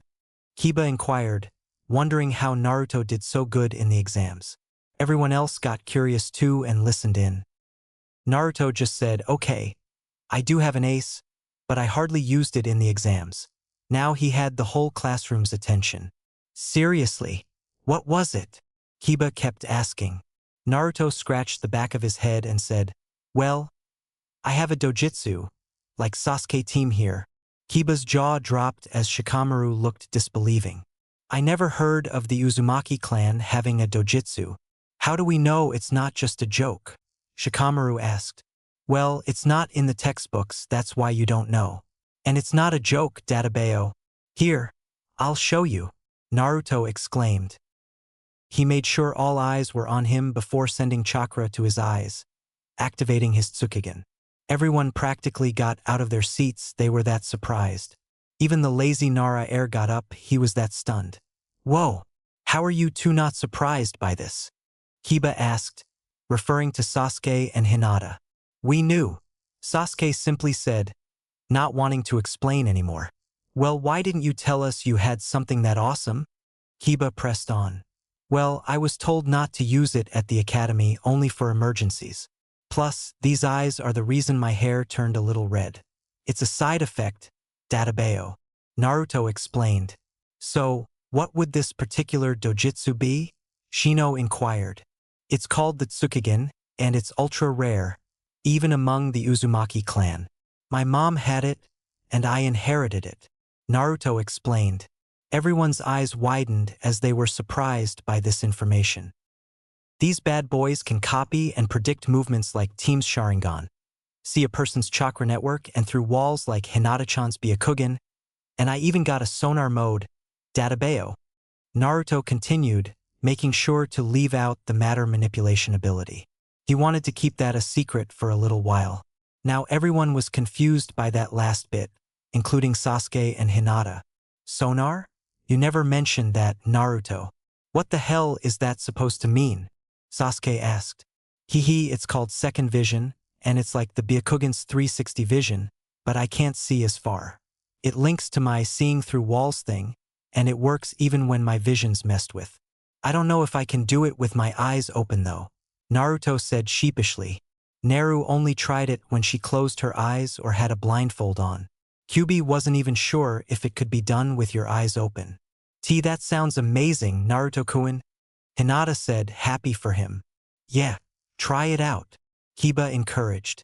Naruto moved his headband from his forehead to over his eyes and sent slightly more chakra to them, activating the sonar. Okay, it's on, Naruto informed. Great. Now how many fingers am I holding up? Kiba asked, going through a series of numbers.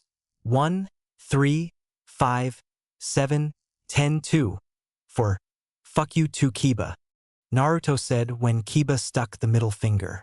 Everyone laughed, including Kiba, as he was hoping the blonde would say that. Awesome. Can you read like that too?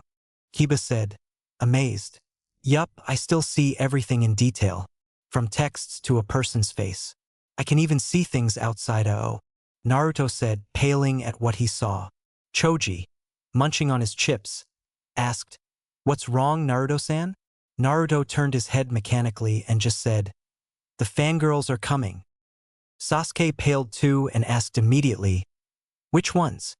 Naruto didn't even have to focus on the two-figure approaching at high speeds to know who. The Banshee and the Fashion Police, he said. Everyone knew who they were, Sakura and Ino.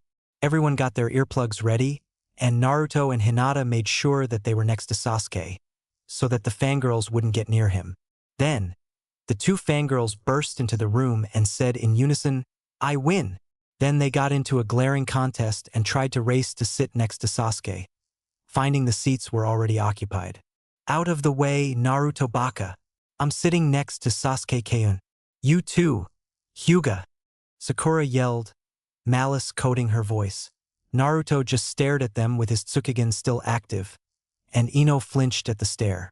However, Sakura wasn't moved. And now you're trying to copy Sasuke Keiun. When are you going to learn that a loser like you can never be like Sasuke Keiun? She screamed. Good thing everyone upgraded their earplugs. The noise was less damaging. Everyone looked to see if the glass was affected and it shook. It shook. They're close. Wow. Not even a minute. Record time. Kyuubi actually counted how long it would take for the pink-haired girl to scream at Naruto. Wow, you were right on the money, Q-chan. Naru said. Q-chan. What the hell, Kit? Kyuubi exclaimed. Naru just tilted her head a little and said, "What? It's your nickname." Kyubi rubbed his temples and said, "I'm aware it's a nickname, but why would you make that my nickname?" Naru just huffed and said, "Well, I don't even know if tailed beasts have real names, and I wanted to call you something that's cute, and I thought Q-chan was cute." Kyubi blinked a few times, unsure if what he heard was true. This girl called him Q-chan because she thought it was cute? She even wanted to know if tailed beasts had names. He was touched, but he had too much pride to show it at the moment. Ahem, well, tailed beasts do have names, but I'm not telling you mine just yet, Kyubi said. "Oh, can I at least call you Q-chan?" Naru pouted cutely. Kyubi just sent the girl out of the mindscape. Before Naruto could say anything, Sasuke said, "Sakura, they're sitting here, and Naruto isn't copying me. That's his power. Honestly, I thought you were supposed to be smart." Sakura seethed, but relented. Her crush was acting differently, more than usual. She wondered if Naruto had anything to do with it. "Humph. Fine, stay there. But why is a loser like you even here? This is for actual graduates, not dropouts." Sakura demanded, at least having the courtesy to not scream. I did graduate, Sakura. Or didn't you notice?" Naruto said, referring to his headband. "You cheated. You had to." "That's the only explanation," Sakura exclaimed, clearly in denial. Just then, Irika entered the room, and before he could say anything, Sakura went to him and said, "Irika-sensei, why is Naruto Baka here? He's the dead last. A loser." Irika was already a little irritated and said, "Well, Naruto passed. That's why he's here." Everyone snickered at Irika's response. Sakura didn't want to believe it, but seeing that Irika wasn't going to budge, she huffed and went to her seat. "Anyway, now as you know, from this day on, you are all shinobi of the Leaf Village." Irika started, grateful he didn't have to use his infamous big head jutsu to get everyone's attention. Sakura did that for him in her own annoying way. He began a somewhat lengthy speech, one that Naru and a few others didn't really pay attention to. Then Irika started going through the teams. The first 6 were made of genin from civilian families. Irika knew they wouldn't pass because of the final test, but it had to be done. Next up is Team 7.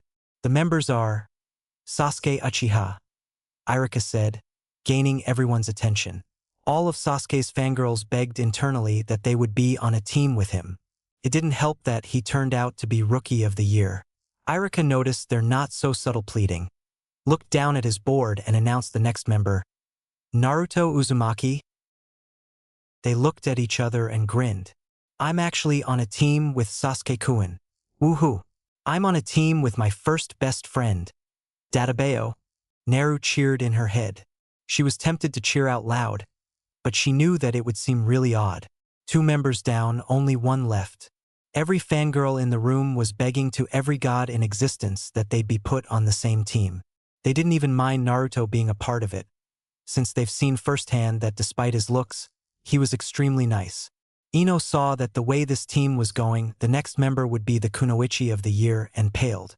She could only think of Sakura, if what the pink-haired girl said was true. Sakura was giddy in her seat, just waiting for her name to be said. Deciding they've had enough suspense, Irika announced, and finally, Hinata Hyuga. Well, all the girls were shocked, disappointed, and crying internally, and a little bit externally. The newly made Team 7 looked confused, then pleased. Naruto took it further and cheered. Yes. Hinata did the same, but more silently. Sasuke was beyond relieved that his teammates were his closest friends. Sasuke-kun and Hinata-chan. Best day ever, Naru squealed in her mind.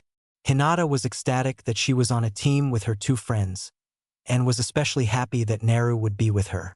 Irika was about to announce the next team when Sakura snapped. "What?" Sakura exclaimed, her shock, anger, and hatred clouding her better judgment.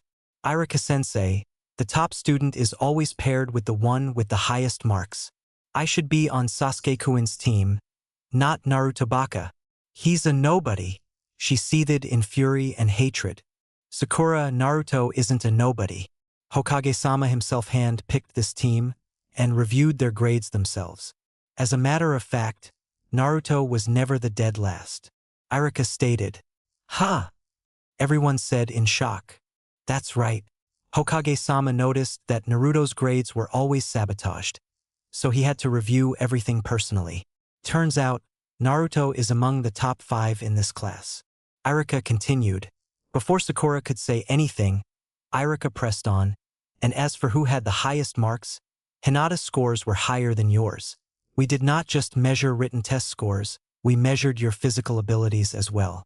While you and Hinata more or less had similar high scores on written exams, Hinata's physical exam scores were far higher.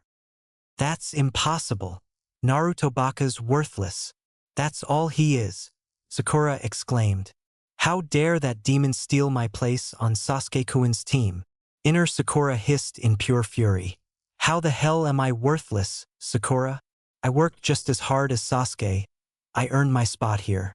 You make it sound like he's a god, but he's no better than I am, Naruto said, starting to get sick of Sakura's one-track mind.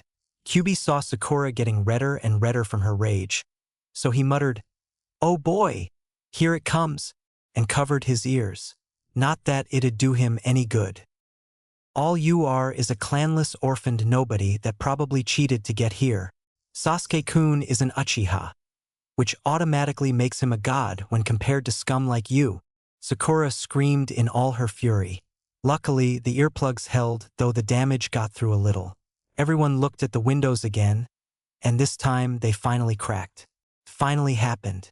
They didn't fully shatter, but close enough. Wow, I had no idea she held that much malice in her. Sage, her parents are idiots, Kit, Kyuubi said with disgust. What was your first hint? The stalking, the abuse, or the way she talks to me? Naru thought with equal disgust. Everyone was beyond furious at the girl, knowing damn well she went too far.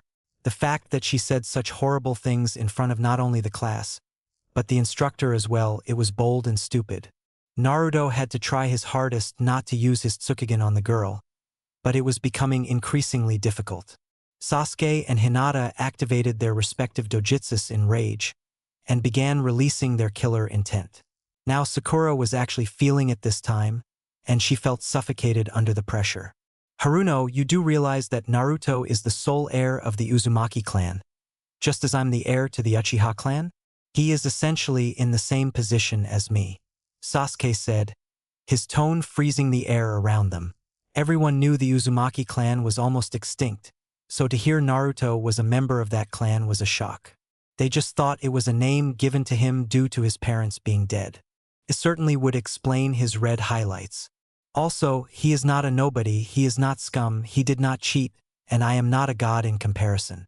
So why don't you stop listening to your prejudiced parents' words and actually think for yourself? Because the only scum I see here is you. He continued, his rage barely controlled. He was not going to stand by and let Sakura insult Naru like this. But I... Sakura stammered, realizing what she said was wrong. Hinata had to reel in her rage, because if she said or did anything, she knew that she would potentially hurt the pink-haired bitch. So, she just grabbed the edge of her desk, but she just broke it from her hard grip. Everyone was just stared. Even Hinata was angry. She never showed anger over anything. What? Got something to say, you weak little bitch? Sakura sneered, forgetting what Sasuke said and acting only on her uncontrollable temper. This made Hinata snap and have Sakura against the wall. Haruno, I will not tolerate this behavior anymore. I am sick and tired of you treating those you think are below you like scum. You have constantly abused Naruto-kun, even though he has done absolutely nothing to warrant such hatred. If you continue to act like this, so help me, I will make sure you never use your horrible voice or your chakra ever again. Hinata threatened, not even stuttering once. To further emphasize the threat, she had a hand ready for a Juken strike to the throat. Everyone was beyond shocked by the scene. Well, I'll be damned. She has fangs after all, Kyuubi said in surprise. Why yeah, Naru said in equal surprise. She blushed a little inside, not used to seeing Hinata like this. Sasuke was pleased that Hinata stood up for Naru and silently cheered her on. Hinata-san, could you please release her? This isn't how classmates should act. Irika reasoned, trying to calm the Hyuga down. He was shocked and almost terrified by her anger. Hinata reluctantly let her go, knowing Irika was right. Yeah, that's right, you white-eyed freak. Walk away. Sakura insulted. Now Naruto snapped as he used his Tsukugen to pull Sakura in, grabbing her by the neck. Shut, or I really will become the demon you think I am. Naruto threatened. He channeled some of Kyuubi's chakra throughout his body, empowering his Tsukugen, making his eyes slitted. Sakura was petrified by this. Naruto, allow me to handle this, Irika said, his tone a little too calm. You can tell he was holding back his anger by a great deal. Naruto knew Irika would be the more intimidating of the two right now, so he let her go. Sakura started coughing from Naruto choking her. Sakura, I have been patient with how you treat your classmates, but this is out of line and uncalled for. If I hear another outburst like that again at anyone, I will go to Lord Hokage himself and have him drop you from this program. You are supposed to be a shinobi as of today, so start acting like one. Irika hissed. He may not have been screaming, but you could feel the anger dripping from every word, every letter that he uttered, as if he was screaming. Sakura looked extremely pale and terrified at this threat. Afraid to say anything else, she simply nodded rapidly as Irika continued. As I was saying before that, interruption, Team 8 will consist of Sakura Haruno, Kiba Inuzuka, and Shino Aburame. Kiba just slammed his head on the table and said, "Damn it!" Sakura whimpered that she wasn't on Sasuke's team. Shino was fine with Kiba, but was less than pleased about Sakura, though you couldn't tell from his sunglasses and coat. Kiba was obviously pissed off about being put with Sakura. Since Team 9 is still active, the last team is Team 10. They will consist of Ino Yamanaka, Shikamaru Nara, and Choji Akimichi. Irika finished. Ino groaned. She honestly didn't have anything against them, since their families were really close, but she was still disappointed that she wasn't with Sasuke. Once that was done, Irika went out to get each team's designated Jonin sensei. One by one, they came and collected their teams. When Kurenai came to collect Team 8, she gave Hinata one last look before she left. Sakura tried waving Sasuke goodbye, but he refused to look at her. Disappointed, she left with her team. Now it was only Team 7 that was left in the classroom. Naru dropped her hinge. Phew, not how I was hoping team selections would go. But I'm so happy I'm with you guys. Databeo, Naru said, hugging her new teammates. Yeah, Sasuke agreed. Hinata just hummed in agreement. When the blonde let her go, she asked, "Are you okay, Naru-chan?" I know Sakura said some horrible things, eso. Naru appreciated her concern, put on a sad smile and said, "Why yeah, I'm fine, really." But then a tear went down her face, and the two knew she wasn't fine. Naru started to crack, and when the two hugged her again, she started crying. It's okay. It's okay. Sakura doesn't know what she's talking about. Don't let her get to you, Sasuke said, trying to comfort her. I know, but *sob*, it still hurts. I know I've had to deal with worse from the villagers, but it still hurts, Databeo. Naru sobbed. Sasuke and Hinata looked at her with worry and concern. They only knew a small part of what the villagers did, and it was horrific, inhumane. What Sakura did was probably worse since they were the same age. After a while, they calmed her down and waited for their sensei. Hiruzen watched the whole scene unfold in his office, using his glass ball. He was feeling a mix of emotions. He was happy Naru could be herself around her new teammates, saddened by the pain the girl was feeling, and lastly, furious and disgusted by Sakura's actions. He prayed that Kurenai would be able to break the girl out of that mentality. They waited for hours, and Naru knew what this meant. Kakashi was their new sensei. While she was ecstatic about it, she was still pissed about his habit of being late. In her mind, lateness worked like this. If the sensei was a few minutes late, that's understandable. 15 minutes late, blame traffic. 30 minutes, hey, shit happens.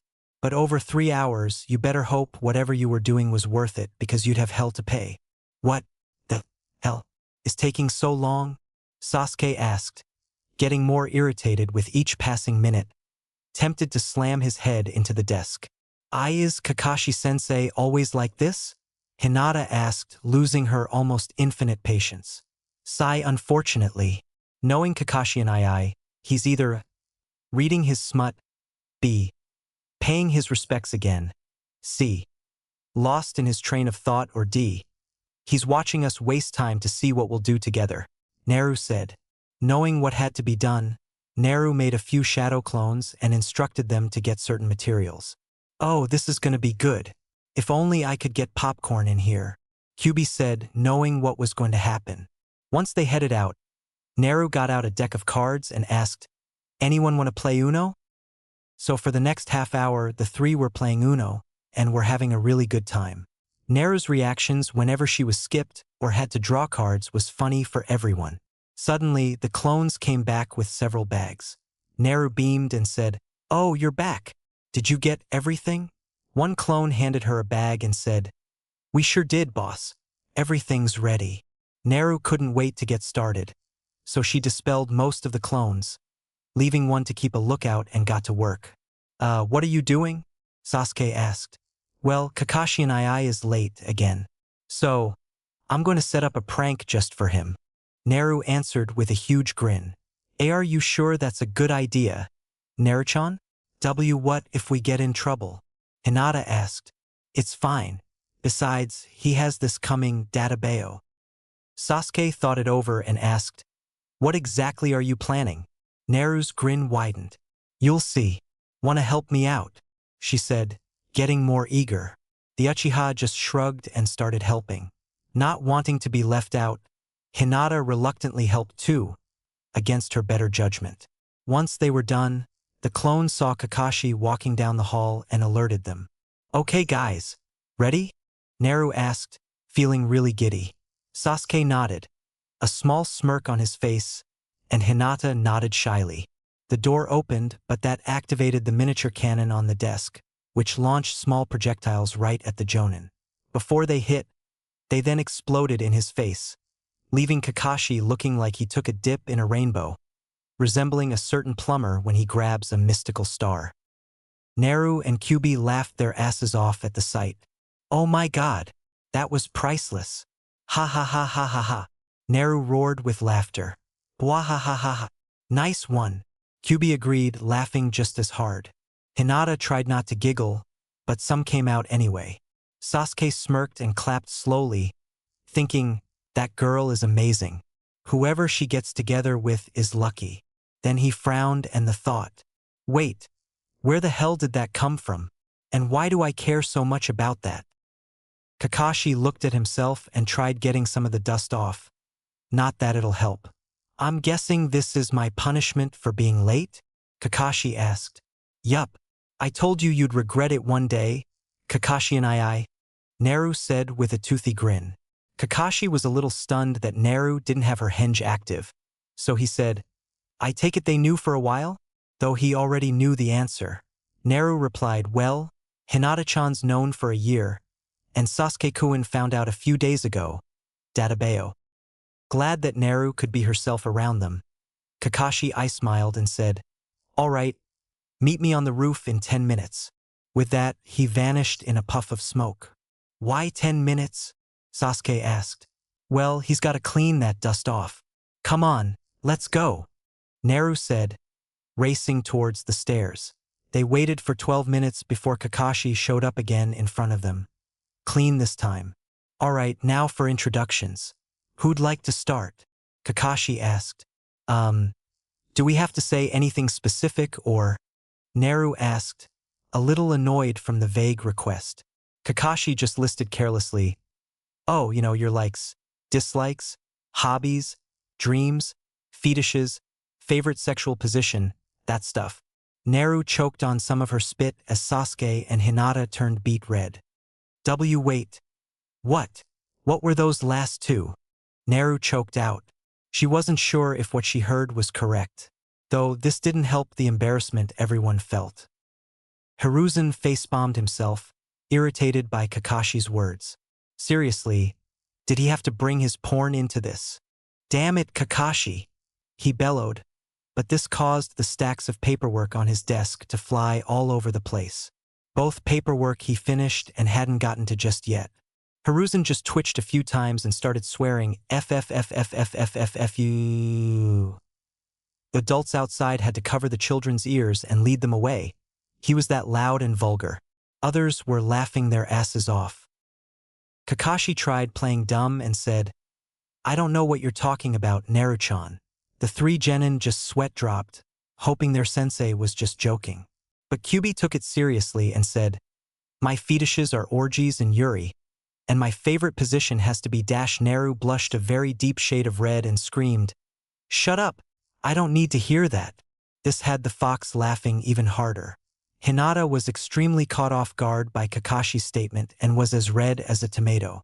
Sasuke could have sworn his brain fried a little when he actually considered his own little fantasy. Naru groaned and said, "Well, why don't you start us off? You are our sensei now, so—" Kakashi pointed to himself in small surprise and said, "Me? All right then. My name is Kakashi Hatake. I'm not sure I should tell you my likes, since some are inappropriate. I don't really feel like sharing my dislikes. They're rather unpleasant. I've never really thought of my goal in life. As for hobbies, I have lots of them. Reading, mostly." The three sweat dropped and thought in unison, "All we get is his name?" Hinata and Sasuke looked to Naru to see if there was more, but all she said was, "Well, the reading part could use some work, since you read your smut everywhere." Hinata just covered her mouth in surprise and blushed. Sasuke just gave him a look that said, "I'm watching you. Wow, was that a lame-ass introduction? And he's supposed to be your old man's student." Kyubi deadpanned. Naru just nodded in agreement. Seeing that they still didn't speak up, Kakashi decided to pick them out one at a time. "All right, you first," he said, pointing at Hinata. Hinata's nerves kicked in as she began, My name is H. Hinata Hyuga. My likes include my teammates, cinnamon buns, and my little sister." Her nerves started to go away slowly, the more she talked, but her stutter was still there, somewhat. "My dislikes are rapists, K kidnappers, T the hidden cloud village, and bullies of any kind." She continued, remembering bad memories from her childhood. "My hobbies are flower pressing, tea training, reading and spending time with Naru-chan and my sister Hanabi-chan. My dream is to desegregate the Hyuga clan." She finished, feeling confident in achieving her dream. Kakashi nodded and thought, not bad. Her confidence is growing, but still needs some work. Her dream is pretty admirable too. Naru and Sasuke more or less thought the same thing. "Very good. You're next, Ducky," Kakashi said, referring to the Uchiha. Naru laughed, remembering that was what she called Sasuke a few times when they were younger, because she thought his hair looked like a duck's butt. "You told him about that?" Sasuke exclaimed. Naru just nodded. She couldn't stop laughing. Sighing, he started his introduction. "Eichen. My name is Sasuke Uchiha. I like training, learning new jutsus, my mother and brother, and a certain girl." Sasuke started, quickly glancing at Naru before looking at the floor again. Naru noticed this and blushed. "He likes me," she thought. "Kid, I've been telling you this all week. All he did was just confirm it. Are you that dense?" Kyubi said. "He likes me. He really likes me." Naru cheered in her mind. "I dislike hypocrites, fangirls, and those that are power-hungry. My hobbies are reading, training, and hanging out with Naru. As for my dream, I plan to make it a reality. I'm going to bring in a certain man to justice and protect what's left of my family. I also wish to one day surpass my brother, Itachi." Sasuke continued. He still wanted revenge on Danzo for what he did, but he knew it would take years before he hit that level no matter what training he took. Naru couldn't help but smile, proud of Sasuke for not obsessing over revenge. Kakashi took note of this and thought, interesting. And here I thought Sasuke would have the mindset of an avenger. Looks like Naruto kept him in check the whole time. Kakashi nodded. All right then, your last little sunshine, he said, referring to Naru. The girl beamed at him, remembering he used to call her that sometimes. Naru giggled a little at the old nickname and started, well, my name's Naruto Uzumaki, but I like going by Naru. I like ramen, training, Makoto Bazin, Pervy Sage, Hokage Jiji, Irika-sensei, Hinata-chan and Sasuke-kun. Both of her teammates smiled when she mentioned them. My hobbies are training, pulling pranks and hanging out with Hinata-chan and Sasuke-kun. My dream is to be Hokage and be strong enough to protect those I cherish. Also, Naru started to blush as she said, I'd like to have a family one day, Databeo. Everyone couldn't help but smile at Naru's words. But there was one thing she left out. And what about your dislikes? Kakashi asked. Naru's mood went down fast. She said, I don't like people who are selfish, power-hungry, prejudiced, or arrogant. And I really don't like the villagers because they embody everything I hate. Sasuke and Hinata each held Naru's hand as a way to comfort her, which she greatly appreciated. Kakashi knew the girl had been put through a lot because of them, which was why he started raising the girl behind the civilian council's back, as well as the elders. Now he was just glad the girl didn't have to go through this pain alone. Okay, now that introductions are done, let's talk about our first exercise, Kakashi stated. Sasuke raised an eyebrow, wondering what it was his new sensei meant. And that is? Sasuke asked. Kakashi gave another eye smile and said, I was hoping you'd ask that. Simply put, survival training. Hinata tilted her head slightly in confusion and asked, but sensei, didn't we already do this training in the academy? Kakashi nodded and said, you did. But this will be different, as I will be your opponent. This gained the trio's attention immediately. All the other genin teams will be doing something similar. Your graduation exam was to see if you had the potential to be ninja. This survival training is to see if you have the right to truly be a shinobi of the village. And here's the best part. Out of the several teams selected, only 3 teams pass, meaning there's a 66% chance of failing. He continued, his tone dead serious. Everyone gulped at this, realizing the stakes placed in front of them. Relax, it'll be a simple test, nothing too bad. Kakashi reassured. You'll meet me at Training Ground 7 tomorrow at 5 a.m. for your test. Naru just deadpanned. Are you actually going to be there at that time? Or are you going to be there late again? Kakashi just ruffled Naru's hair and said, I'll let you figure that out, Naru-chan. Naru giggled at Kakashi's antics. Also, I suggest you all don't eat breakfast. You'll puke if you do. See you tomorrow, Kakashi said, before exploding in white dense smoke, leaving the 3 alone on the roof. Naru, you know him better than us? Is he serious? Sasuke asked. Mostly. He's late to everything by 3 hours at least. So if he says meet him at 5 a.m., he really means 8 a.m., which makes more sense. Naru explained.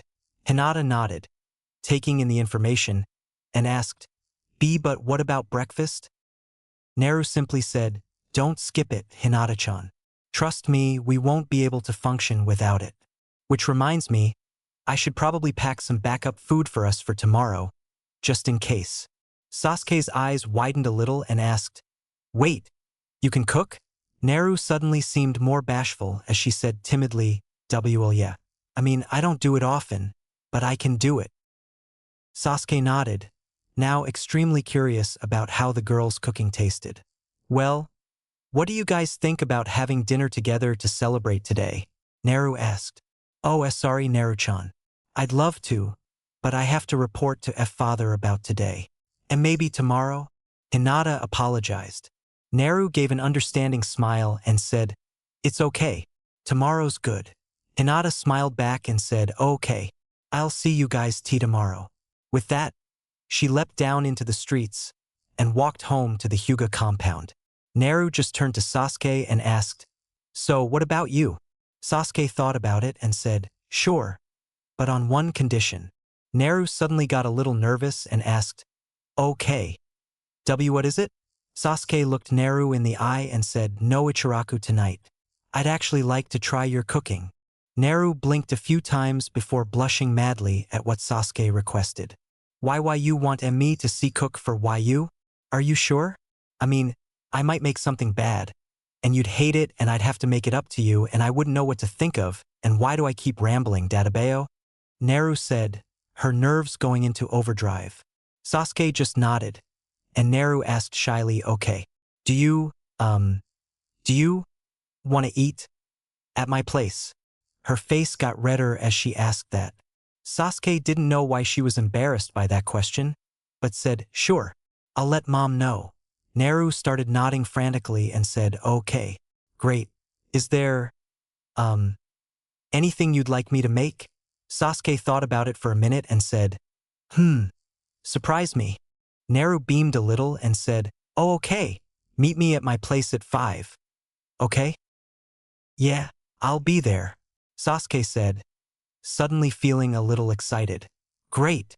I gotta start cooking, so I'll see you later, Naru said, giving Sasuke a quick hug before leaving to her apartment. Sasuke's brain took a second to comprehend that Naru just hugged him. And he liked it. Wait, did she ask me on a date just now? Sasuke thought. While he's gotten offers like that before, it actually sounded fun when it was coming from Naru. Deciding to just go with that, Sasuke went back home to get ready. Man, it's a good thing Mikoto Bazin bought stuff for me earlier, or I'd be screwed. But what do I make? Naru thought as she ran along the rooftops. She didn't like walking through the streets alone, since she didn't have her henge on still, and she didn't want to hear any more hurtful words today. Hey kid, I don't suppose you remember what you just did to that Uchiha before you left? Kyubi said, wanting to see her reaction. It took Naru a second to recall, but when she did, she blushed again and almost fell in an alleyway. I hugged Sasuke-kun. I mean, I know he's hugged me before, but I started it this time, Databeo, Naru exclaimed in her head. Sai-kit, you've got it bad for him. And you do realize you invited him to your place? To have your cooking? Any of this mean anything? Kyubi exasperated. Putting the pieces together, Naru got redder and said, did I just ask him on a date? It might as well be, Kit. Now seeing as this is your first date, I have some advice that might help. Advice?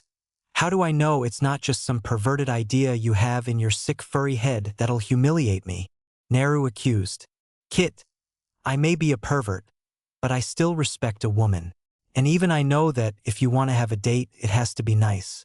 Now considering this is just a dinner that you're providing, I suggest you make something you know that you and the boy would like. Can you think of anything? Kyubi said in a serious tone.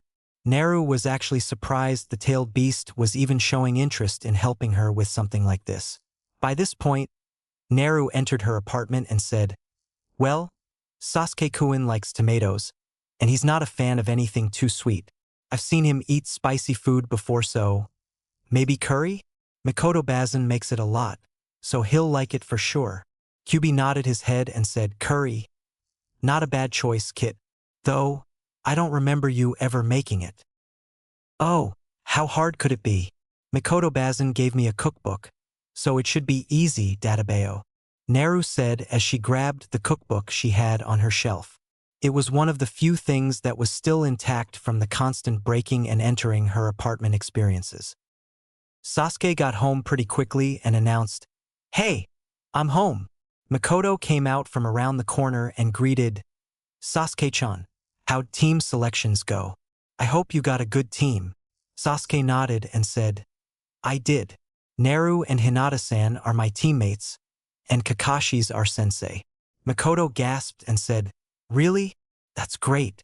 Wait, where's Naru-chan now? Sasuke rubbed the back of his neck and said, actually, she invited me over to her place. She wanted to eat out to celebrate, but I said I wanted to try her cooking. She got all red, but she was fine with it. Mikoto processed what she heard and a sly grin came on her face. So you're finally going on a date, huh? Sasuke blushed and retorted, I don't even know if this is a date. Besides, it's not that big of a deal. A lot of people would beg to differ, but Makoto knew Sasuke was stubborn, so she let him be. So, when are you supposed to meet her? Makoto asked, hoping he'd say that much. She said to be at her apartment at 5. Sasuke responded, going upstairs to get ready. Makoto was proud of both of them. Since Sasuke had some time to kill before meeting Naru, he got in some last-minute training before he jumped in the shower. Once he did that and got dressed, he headed out, constantly being teased by Makoto and now Itachi about his date with Naru. While the thought of this being a date wasn't bad, he didn't know how Naru saw it, so he didn't want to make her uncomfortable. As he was getting near the apartment complex, he noticed Sakura close by. Not wanting to deal with her, he chose to go the rest of the way by the rooftops. Sasuke approached Naru's apartment and knocked on her door. A few seconds later, Naru came out and said, "Hi Sasuke-kun."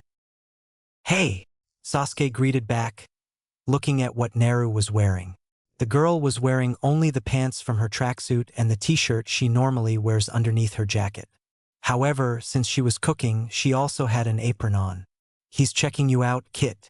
Normally, I would have recommended wearing just the apron, but I'll let it slide this time," Kyubi commented in her head. "There's no way in hell I would do that, Databeo. I'm embarrassed enough as it is," Naru whined in her head. She cleared her throat and said, "Well, come on in. I just finished cooking. I hope it tastes good, Databeo." Sasuke walked inside, still disliking Naru's living conditions. How she survived in a rat hole like this, he had no idea. Then again, she always was unpredictable. There was a small table in the kitchen that could seat 2 people. Sasuke sat down as Naru got the food ready. Then she placed the plates on the table and was surprised by what Naru served. It was curry with chicken on the side. "Curry?" Sasuke asked. "Why yeah, I didn't know what else to make that we'd both like. And curry was the first thing that popped into my head, so." Naru tried explaining. She sat down too and said, "Well, I hope you like it." Sasuke took his fork, grabbed a nice portion of the meal and proceeded to eat it. He was surprised yet again. The curry was really good. It wasn't spicy like the famous fire curry his mom was famous for, but it was still delicious. "Eso, how is it?" Naru asked nervously. Sasuke looked up at her and said, "This is great." Naru beamed and said, "Really?" Sasuke nodded rapidly and continued to devour his meal. Naru let out a sigh of relief and said, "I'm really glad you like it. It took me forever to make this, even with the cookbook." Then she started to eat too, and she was definitely satisfied with the meal she made. Sasuke kept eating and said, "I can't believe your food's this good.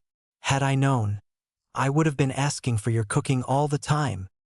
Naru blushed and said, "And my cooking can't be that good. I am sure you've had better."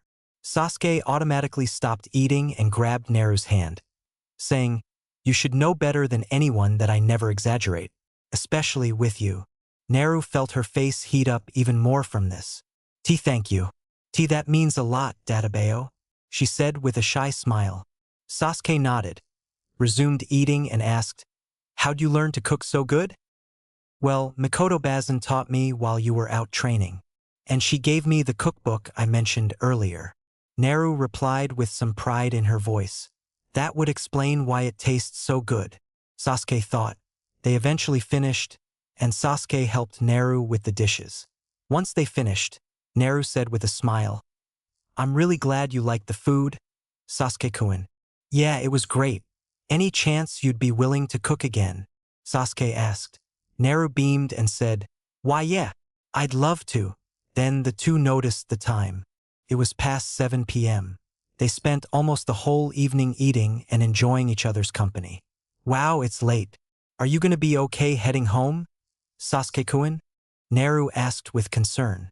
"I'll be fine, but what about you?" Sasuke asked. The young Uzumaki just tilted her head in confusion, and just to confirm Sasuke's worries, they heard voices outside the complex. They all sounded angry, full of hate. Naru used her Tsukugen to check what was going on outside and groaned, "Another mob! Damn it! Sasuke-kun, you have to leave before they find you." Sasuke smirked and said, "I have a better idea. Grab all your things. Naru stared at him in confusion, but did as he said.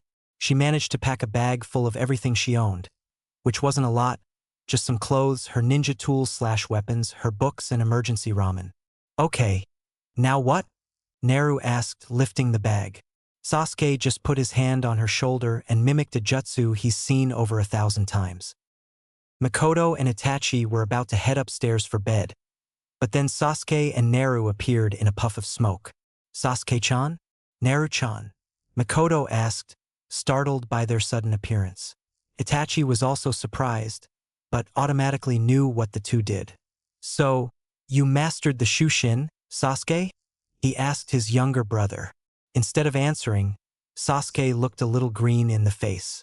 Not really. Naru was a little better, however. So she just face-palmed herself and groaned. Seriously, Sasuke-kun? If you wanted me to spend another night, you could have just asked Databeo. Once Sasuke started feeling okay, he explained what happened before they made their escape to Makoto and Itachi. I knew this would happen eventually. Naru-chan, I don't think it's safe for you to go back to your apartment. You're more than welcome to stay with us. Makoto said warmly. Naru just sputtered, Are you sure? I mean, I don't want to be imposing on you guys, and you don't really have a guest room for me or anything. Plus, people would find out eventually, and the mobs would just come here instead. Databeo. Makoto just walked up to Naru, flicked her nose, wrapped her in a hug and said, I'd like to see them try that. If they do, they'd be trespassing and they'd get arrested or worse. Naru-chan, please, stay with us.